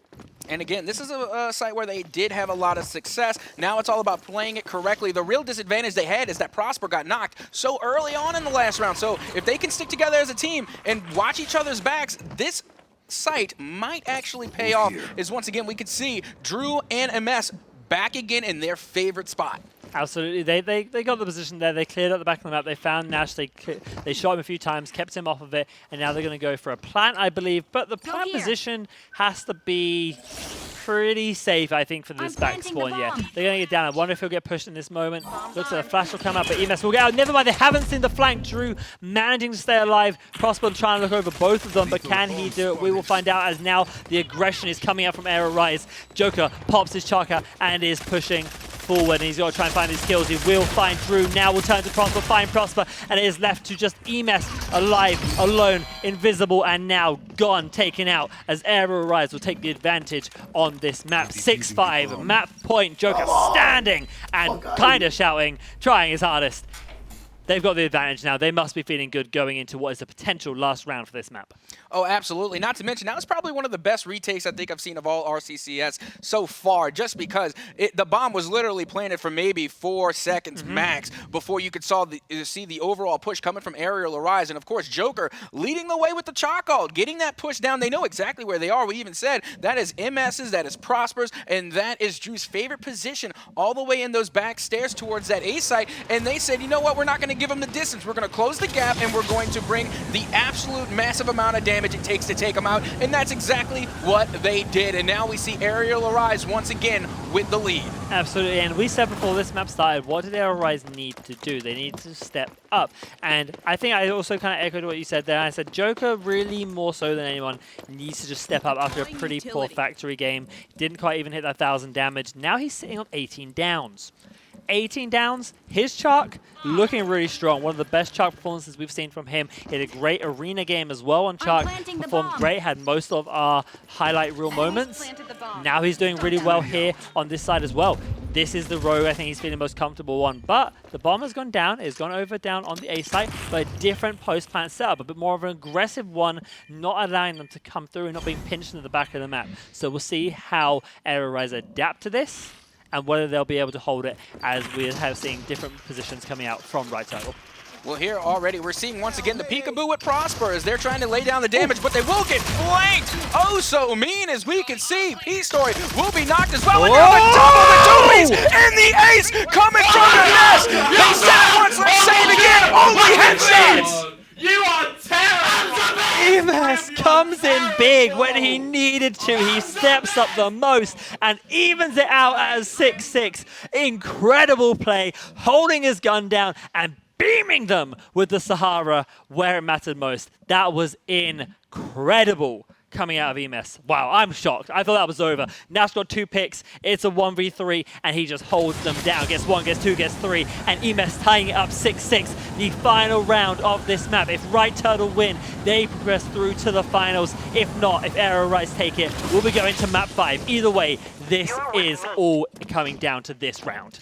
Absolutely, and here we are, the very last round between these two teams. And like Radthar said, this will decide it all as we can see the push going heavy towards that B side. But we can see Joker and company making their way up the mid lane. The Chalk ult has been popped, and now we see Prosper also laying down some cover fire as Drew will go back towards the trucks. But MS will get taken out. They will be knocked and eliminated now. A 3v2 advantage in the favor of Arial Arise, but that nade was perfect coming from Prosper, but the revive should come through, and it does. And again, we can see Drew there with the bomb, trying to get it off, trying to get it planted as they will sustain some damage. And now there goes the smoke along with the Fixer ult as they manage to get out of dodge. Absolutely, they got to try and stay alive here, but there will be Drew going down. It's not looking too good for Right Turtle as he is left alone. He is taken down, and Arial Arise will take this map. They are evening it out 2-2 in the series, and we are going to our first map 5 of the day. This wasn't good. This was insane. This is exciting. And well, I'm just excited for map 5. Honestly, I couldn't be more excited. I wish I could. Honestly, the stress these teams are putting me through is having what little hair I have left to fall out. This has been absolutely insane. My heart just constantly keeps racing. I'm thinking the match and the game is going to end, but it just keeps on going. This has been absolutely one banger of a showdown, and I wouldn't expect anything less from these two teams. As like you said, we are heading to our map number 5. And what I love is that we're seeing a very, very even game. Even though some of the maps here in this series have been a bit more one-sided, we are seeing an even game and even teams come up as we are 2-2 in this best of 5. This map 5 is really going to decide a lot. Not only is it going to decide who goes through to the final, it's going to decide who comes third in the land event, who comes potentially second or first, who gets their chance to get their revenge against Black Hand. Either way, it's a very, very intense game 5, and I think both teams need to take the few moments that we have here before this game and analyze what their strengths are, what their weaknesses are. I think Drew on the Fixer is a massive strength of Right Turtle. I think that having Joker on the Chuck is a massive strength of Arial Rise.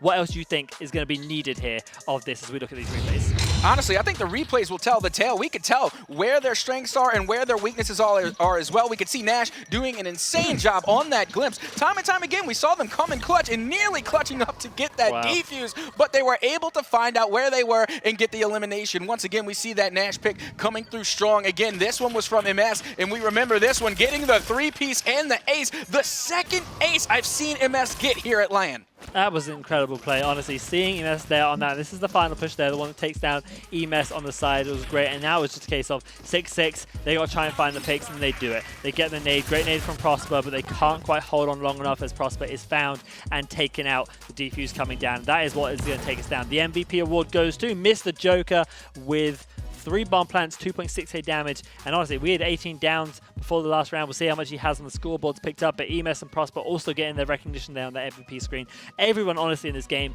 doing fantastic work, and here is we see how many downs did he have in the end. That is going to be, he stayed at 18, but still, very impressive. 2.6k down, 2.3 on the side of P-Story, 2.1 for Nash. In fact, 2k across the board, apart from Prosper, who had 3k. 3k, I didn't even see how much damage he was doing there. 3k damage, that is the cover fire that we see from Prosper. That is so effective. All the time, too, and that's what we said. You know, they're really the guardian angel of their squad, but we have got to see the other two step up, which they did, honestly. There's really not too many margins of error that we saw in that matchup. It came all the way down to the wire, and it just happened to be a tremendous showout on the defensive side coming from Arial or RCCS, because honestly, and this is where I think maybe one mix-up might have been made, where we saw Right Turtle really go for that B push, even though they had more success on A. It was a risky call, but they just did not play it right. Yeah, sometimes switching it up is what you need, but that game, as we saw, really not many margins for error. 6 people in total showing great performances, and we'll see all 6 of them again as we move into map 5 just after this break.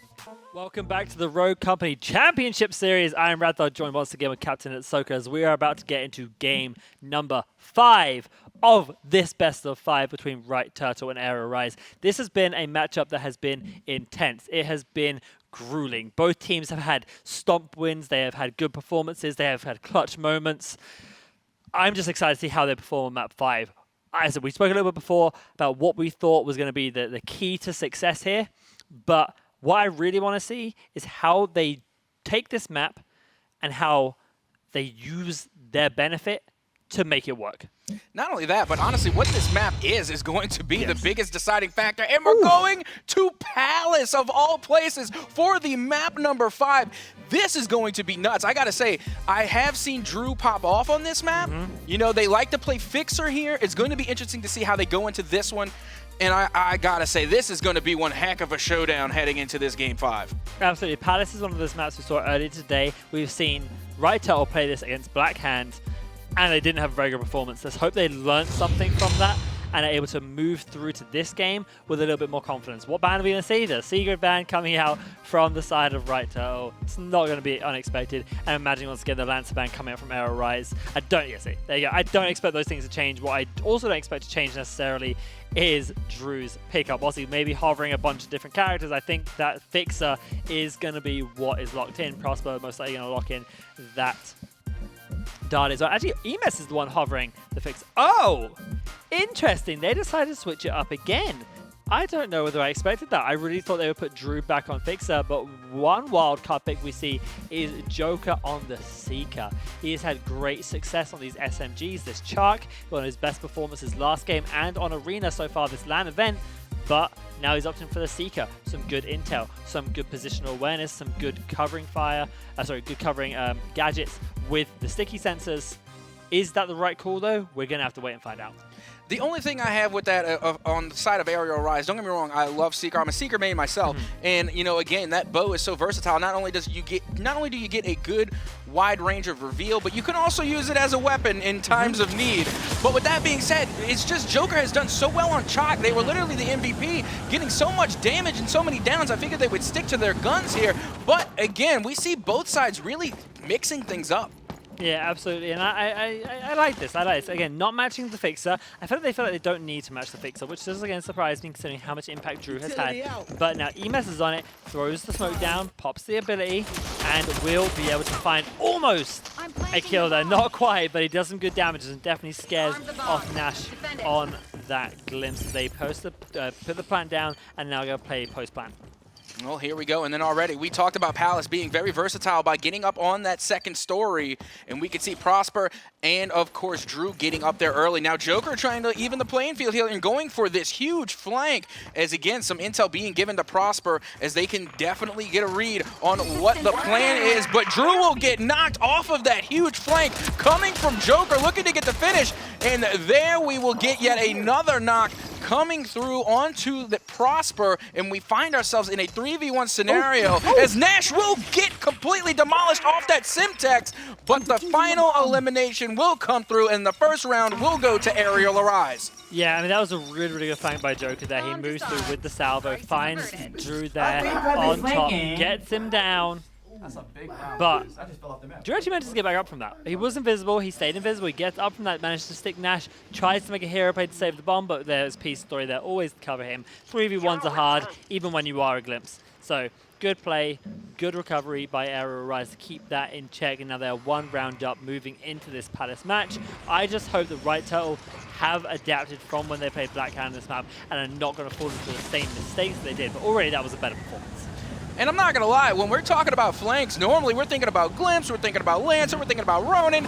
Seeker was the last player on my mind, the last rogue to think to come in with such a huge flank, but they did, and it paid off huge. Now, we will see Arial Arise with the econ and the weapon advantage. You're already throwing out those sensors to try and get a read on what MS and company will do, as we can already see the smoke will go down, as well as the Fixer ult being popped for MS as they try and recover. Getting some reads there on Joker, nearly getting the elimination, but Joker is able to roll away to safety. Yeah, that's definitely going to secure the plant for them there on the B side. They pushed Joker really, really far off. They've dealt with the other two by having that smoke there. And honestly, I feel like if Peace Story and Nash had both swung at the same time, they may have been able to get that pick on MS quick enough, but I don't think the communication was right there too. I think it was more just for poke damage, and now they're going to play in this post plant setup with Drew now being revealed here. But is that really going to matter? We'll find out. He has the weapon available to him. The Sahara is there, and we'll see how this post plant works out. And Prosper, of course, in a position to cover fire, and cover fire he will as Joker falls down to his gun. Peace Story gets the flank off, and that will be Prosper staying alive, staying clutched up, and covering his teammates on this post plant as he always does to take the win. Now, that's not uncharacteristic for Prosper. We heard them talking, being the in-game leader, really saying how much Arial Arise loves to flank. Then that's what they're doing. They're protecting their team as they always have done, and Prosper, constantly watching those flanks, are not going to allow it to happen 2 times in a row. We saw it the first round coming through from the Seeker, and they got extraordinarily punished. So Prosper is already up and aware of what they can do with the flank. So they were there, they were watching, they called it, and they played it perfectly. Exactly. That kind of adjustment is exactly what you want out of your IGL. From Prosper, he has to be there to make those kind of calls, and he was. That's exactly what I like. The bow is going to come out. Will it get revealed? It will not. It's actually based on Prosper's position. He will get spotted out there manually, though, by Seeker, by Joker.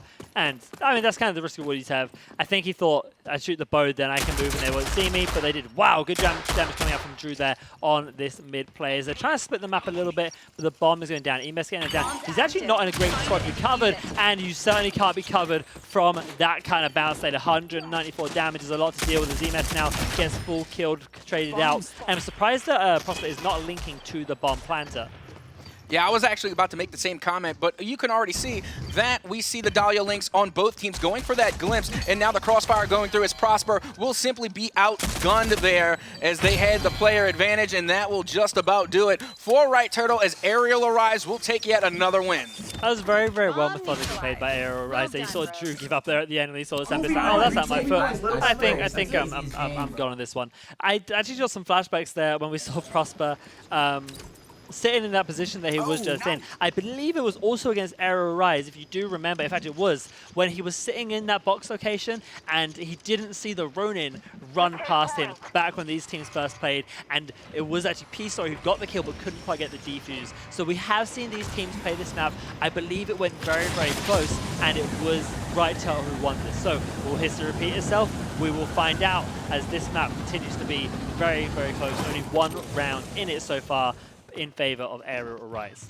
Now, Rad, I got to ask you, we talk time and time again about how some of these maps are really attacker-sided, some are defense-sided. How does Palace fall into that category? Or is it just kind of like a hybrid map, a kind of a windfall, either side really goes? I kind of consider it very even in terms of how it plays out. I think it's very easy to get the bomb down, but then how you play that post plan really just depends on how you play as a team.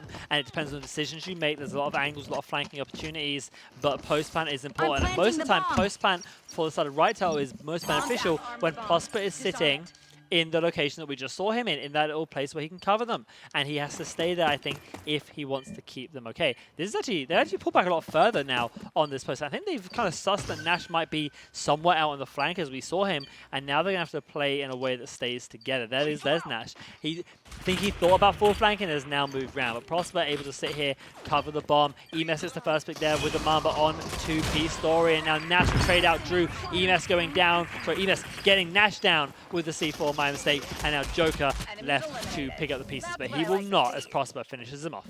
Again, that just felt like it was much closer than what it was, because once you finally see those downs and those exchanges coming through, you're just suspecting that the Dahlia Link res will come through, which it did. You know, they had the moment, but they didn't last very long. They got put right back down again, and of course Prosper doing what they do best, watching their teams back, being able to come around and get the flank on Joker up top to secure the elimination and make sure that they don't give anything away for free. So again, another great round coming from Right Turtle, and we are tied all back up at 2. Yeah, and if for those of you at home who are like, there's still a lot of Dahlias here. We see a lot of Dahlias how they're playing. We know Prosper is one of the best Dahlias here at this LAN event. And what does he always buy looking at his perks? He has Lifeline. He has that gold Lifeline for that quick res. Of course, you'd expect him to have that. He has a nade for that playmaking opportunity, as we see him use so often. But he also buys that gold bounce back for that trade potential. So he can go in, get those DMR shots, get that tap. Maybe it's a down, maybe he doesn't. But either way, he'll regenerate very fast and be able to get back into the fight to cover his team. That's why he's able to always cover his team, because he always has the health to do so. Now, don't get me wrong, I like the fixer pick going on the side of Right Turtle. The only thing that's kind of concerning me is I feel like MS is a little bit trigger happy on the ult and on the smokes, whereas Drew is a little bit more conservative. They wait for a pivotal moment in order to use it, and already we saw that MS kind of called in their ult a little early. But with that being said, we saw one knock come through on the side of Arial Arise, as we could see Drew now laying down that cover fire, trying to secure yet another elimination as they will throw out that smoke, and we can see now Prosper getting dealt with in the rotation.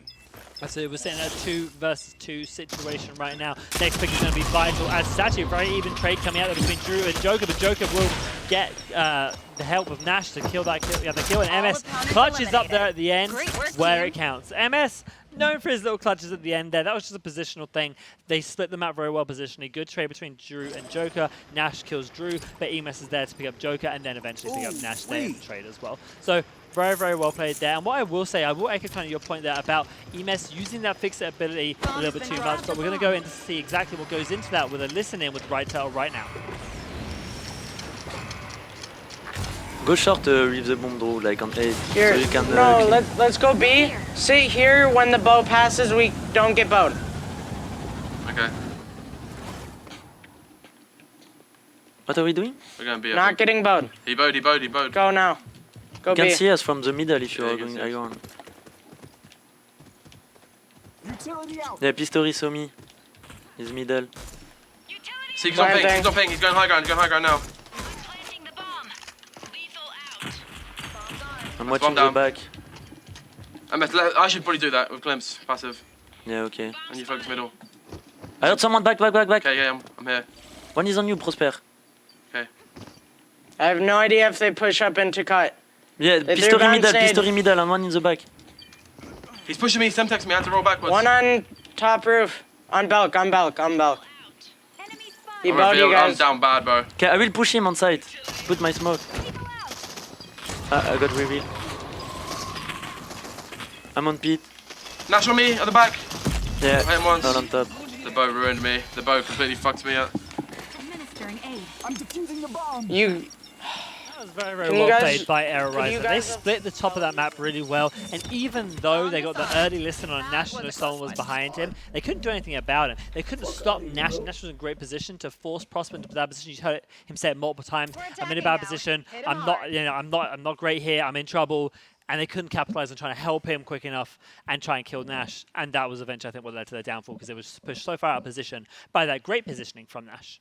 Now this is getting a lot more intense, because now we're heading into the second half, tied 3 apiece. Again, coming down to the wire as we get ready to head into the second half, and we can see some of these picks coming in. Once again, we will see Drew, Prosper, and MS all on the same picks. Exactly. Yeah, I'm still surprised that we're not seeing Drew on the fixer.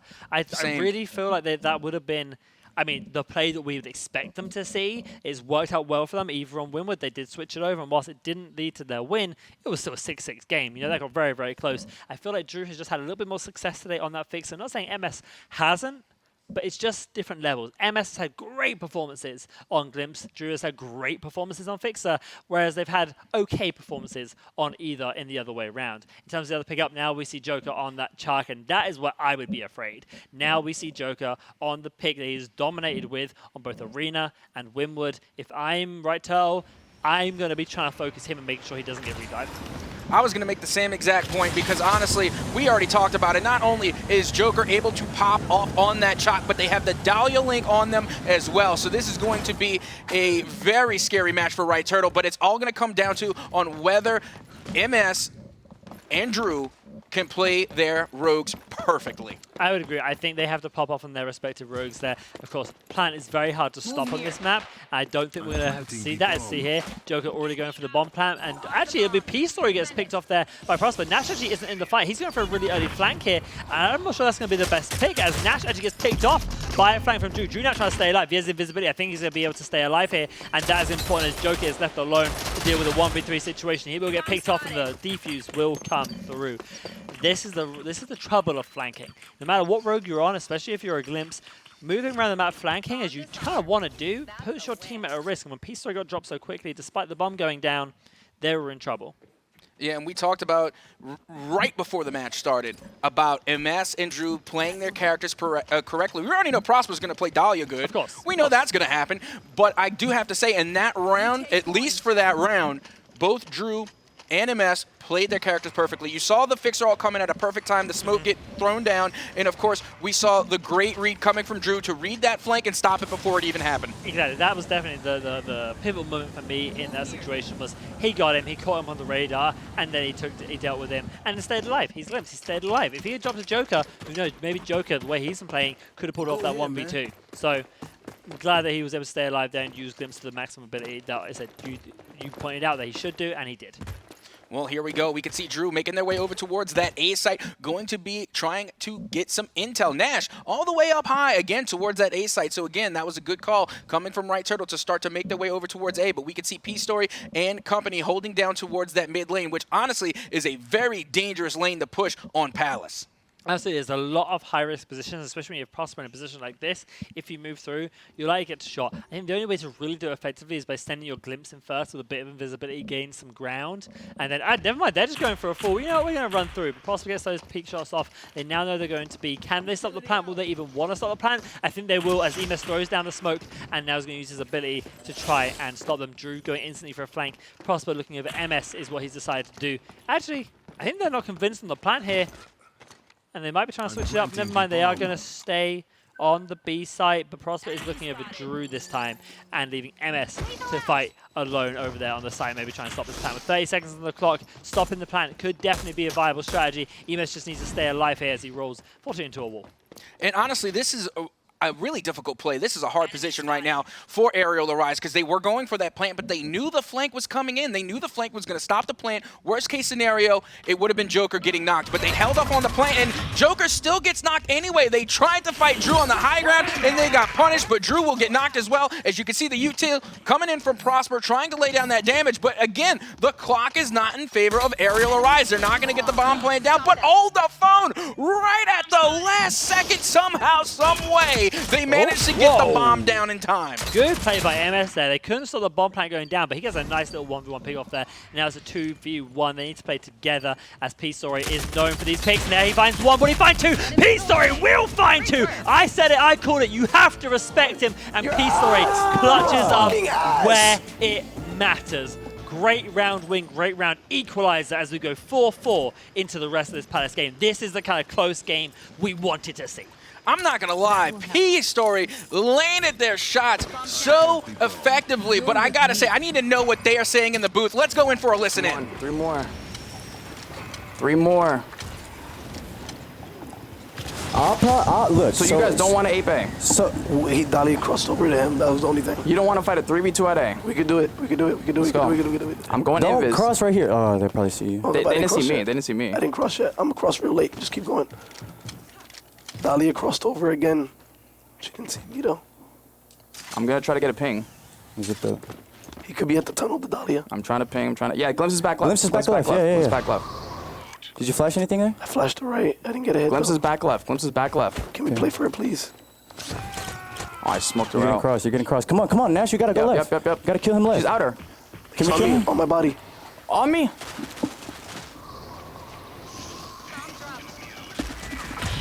Like, bro. They're stuck on that box. They're all three on that You have box. any util for it? Semtex something? One. I can't. Go chow them. Just go chow them to the smoke. No, I'm getting shot through fucking smoke, bro. I could have pinched her, but you smoked me out. That's why I wanted you to cancel that. So it seemed like Arial wanted to go for a very aggressive strategy there, but they seemed hesitant on the comms. From the initial drop, they weren't quite sure who had seen who cross, and that definitely put them in a bit of a hesitant situation. Then Joker made the call, we know where the Glimpse is, she's back left as they called it, they need to go kill her. Unfortunately, when you push into a Glimpse, what she's going to do, she's going to go invisible, and we saw that so well played by Drew to sit invisible there and stay alive as the remaining members of Right Turtle then came for the support as they always do. They picked off Joker, picked off Nash left alone. It was just down to Peace Story, who unfortunately this time could not clutch up the round. Again, just a good defensive read coming from Right Turtle, and again, the heavy punish going in on Joker, getting that initial knock and taking away, of course, what would rather have been their aggro. So again, just a great play from Right Turtle as we see Prosper once again going into their favorite position, watching that mid lane with the DMR and MS already getting flashed, but they're going to shake that one off as they, again, we can see the bomb going down back on the B site. Joker now trying to get away as the shots will rain in and MS will get knocked. Yeah, I mean, that was a good aggressive peek from EMS, but unfortunately he will get taken down and full killed with the Semtex from Joker. So that's one member down already, and without even being able to use his ability, his ult, he's definitely got picked a little bit earlier than I think he would have wanted in that situation. His team weren't there to follow up. Now it's down to Drew and Prosper to play together if they want to take this to match point. Otherwise, we're looking like we're going to be equalized up in 5-5. They can.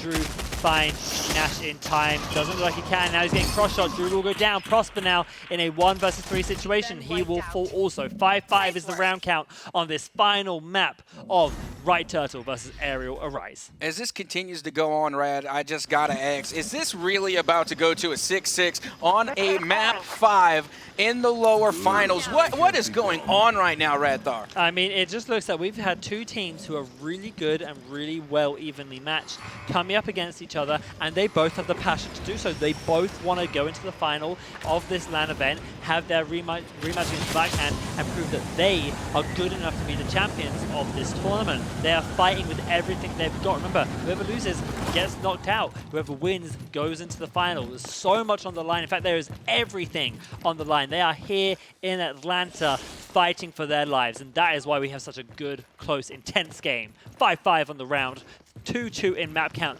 This means everything.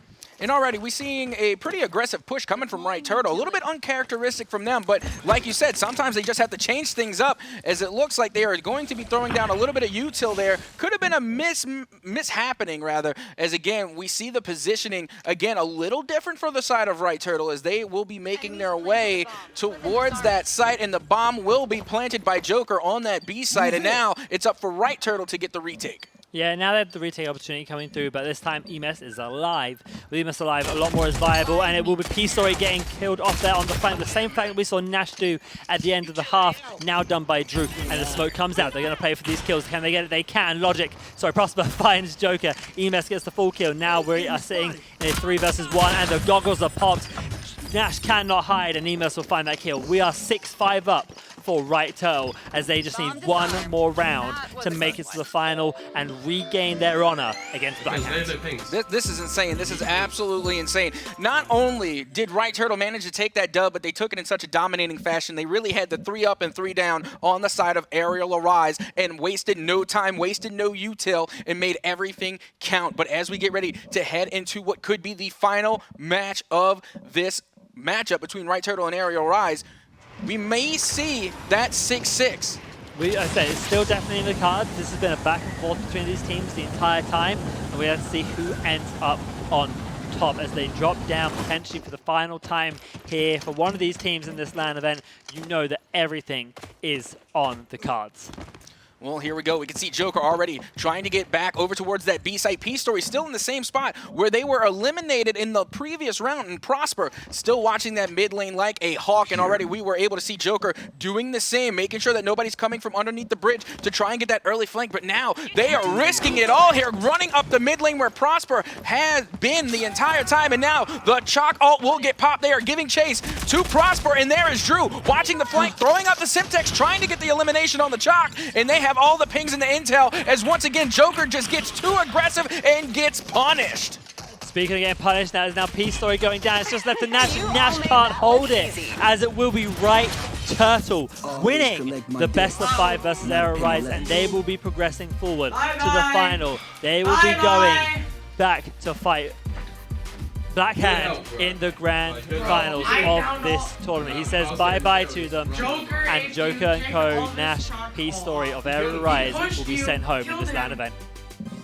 I gotta say, that was an absolutely insane matchup from start to finish. Our first map 5 of the RCCS, going the full distance, nearly taking us to a 6-6 as Arial Arise will be defeated by Right Turtle right there to the bitter end. And I gotta say, it was an absolute great performance coming from Right Turtle. And even though they slipped up a couple of times, they made the proper adjustments and they were able to adapt and react perfectly to the aggression coming from Arial Arise. What I would say more so than anything is that's just the way they were able to recover confidence-wise after the Blackhand loss, getting sent down to this loose bracket for this match. They kept their confidence, they made it through, and now they'll be heading back to the final. But to break it down even further, I'm going to send it to the desk. Things stay interesting for us here. Arial Arise, unfortunately, now sit home. But if you're a Right Turtle fan, you are cheering for their chances to push back 5 games here, GK. And competitive ones at that. I mean, we got a 7-2 somewhere in the middle there. But other than that, very close back-and-forth games, especially the last 2. And you could feel these teams putting everything they had to try and get. Well, if you're here for Right Turtle, your chance to take revenge on Blackhand. And if you're Arial Arise, I guess similarly, but just because of yesterday's matchup. Either way, it was incredible to watch them, and now they get to stand out on top if you're Right Turtle. You're right, and it was almost the upset of a century, right? Arial Arise taking out Right Turtle. We have predicted it all weekend that Right Turtle will make it to the finals, but Arial Arise really put it all on the line. 6-6 on the last map, last round. It really went down to the wire. 7-5, sorry. Oh, such an unfortunate way to go out for Arial Arise. They really put it all in, and expecting Right Turtle to come off that last match, that last series a bit shaken up. They thought they had the advantage, and just unfortunately they couldn't do it. But Right Turtle putting it all on the line, and now they want to get a second chance at fighting Blackhand. A lot of good moments there. I mean, there are some really standout moments. I think some really good nades that you get. I mean, one almost literally right there from Drew. But I was thinking from Prosper, you got a couple of 3Ks that get dropped by MS throughout the entire of that series. And so a lot of fun, again, back and forth between them. Some really, really good plays as well. I have to give the shout outs to Arial Arise because they pushed it to the limits as much as possible. I mean, you know, getting a 7-4 win, a 7-6 win there in map number 4, making sure things stayed as close and competitive as they could. But again, we have to say goodbye to them and instead look at what we saw. And now I'm going to create this as a much bigger conversation. We watched the first set of the day where Right Turtle take on Blackhand. And then we get to see them come here. They go 5 this time around, but that first set still has to weigh on them a little bit here, right? I mean, going 21-3 across 3 maps, having to be very heavily in favor of Blackhand. So do they get anything out of this set other than just more practice playing to go into the finals? For sure they get something out of this set, and what we've noticed from this set, this series in general, is that Drew has come into his element. When he's having fun, he's able to get kills and he's able to flank, and we saw the flank that he did there was so confident. He got the pick, and then Prosper's telling him, look, that you've done your job there, now let's play together. I think what they've gained from this series is being able to come into their own once again after a slow Turtle start to the day.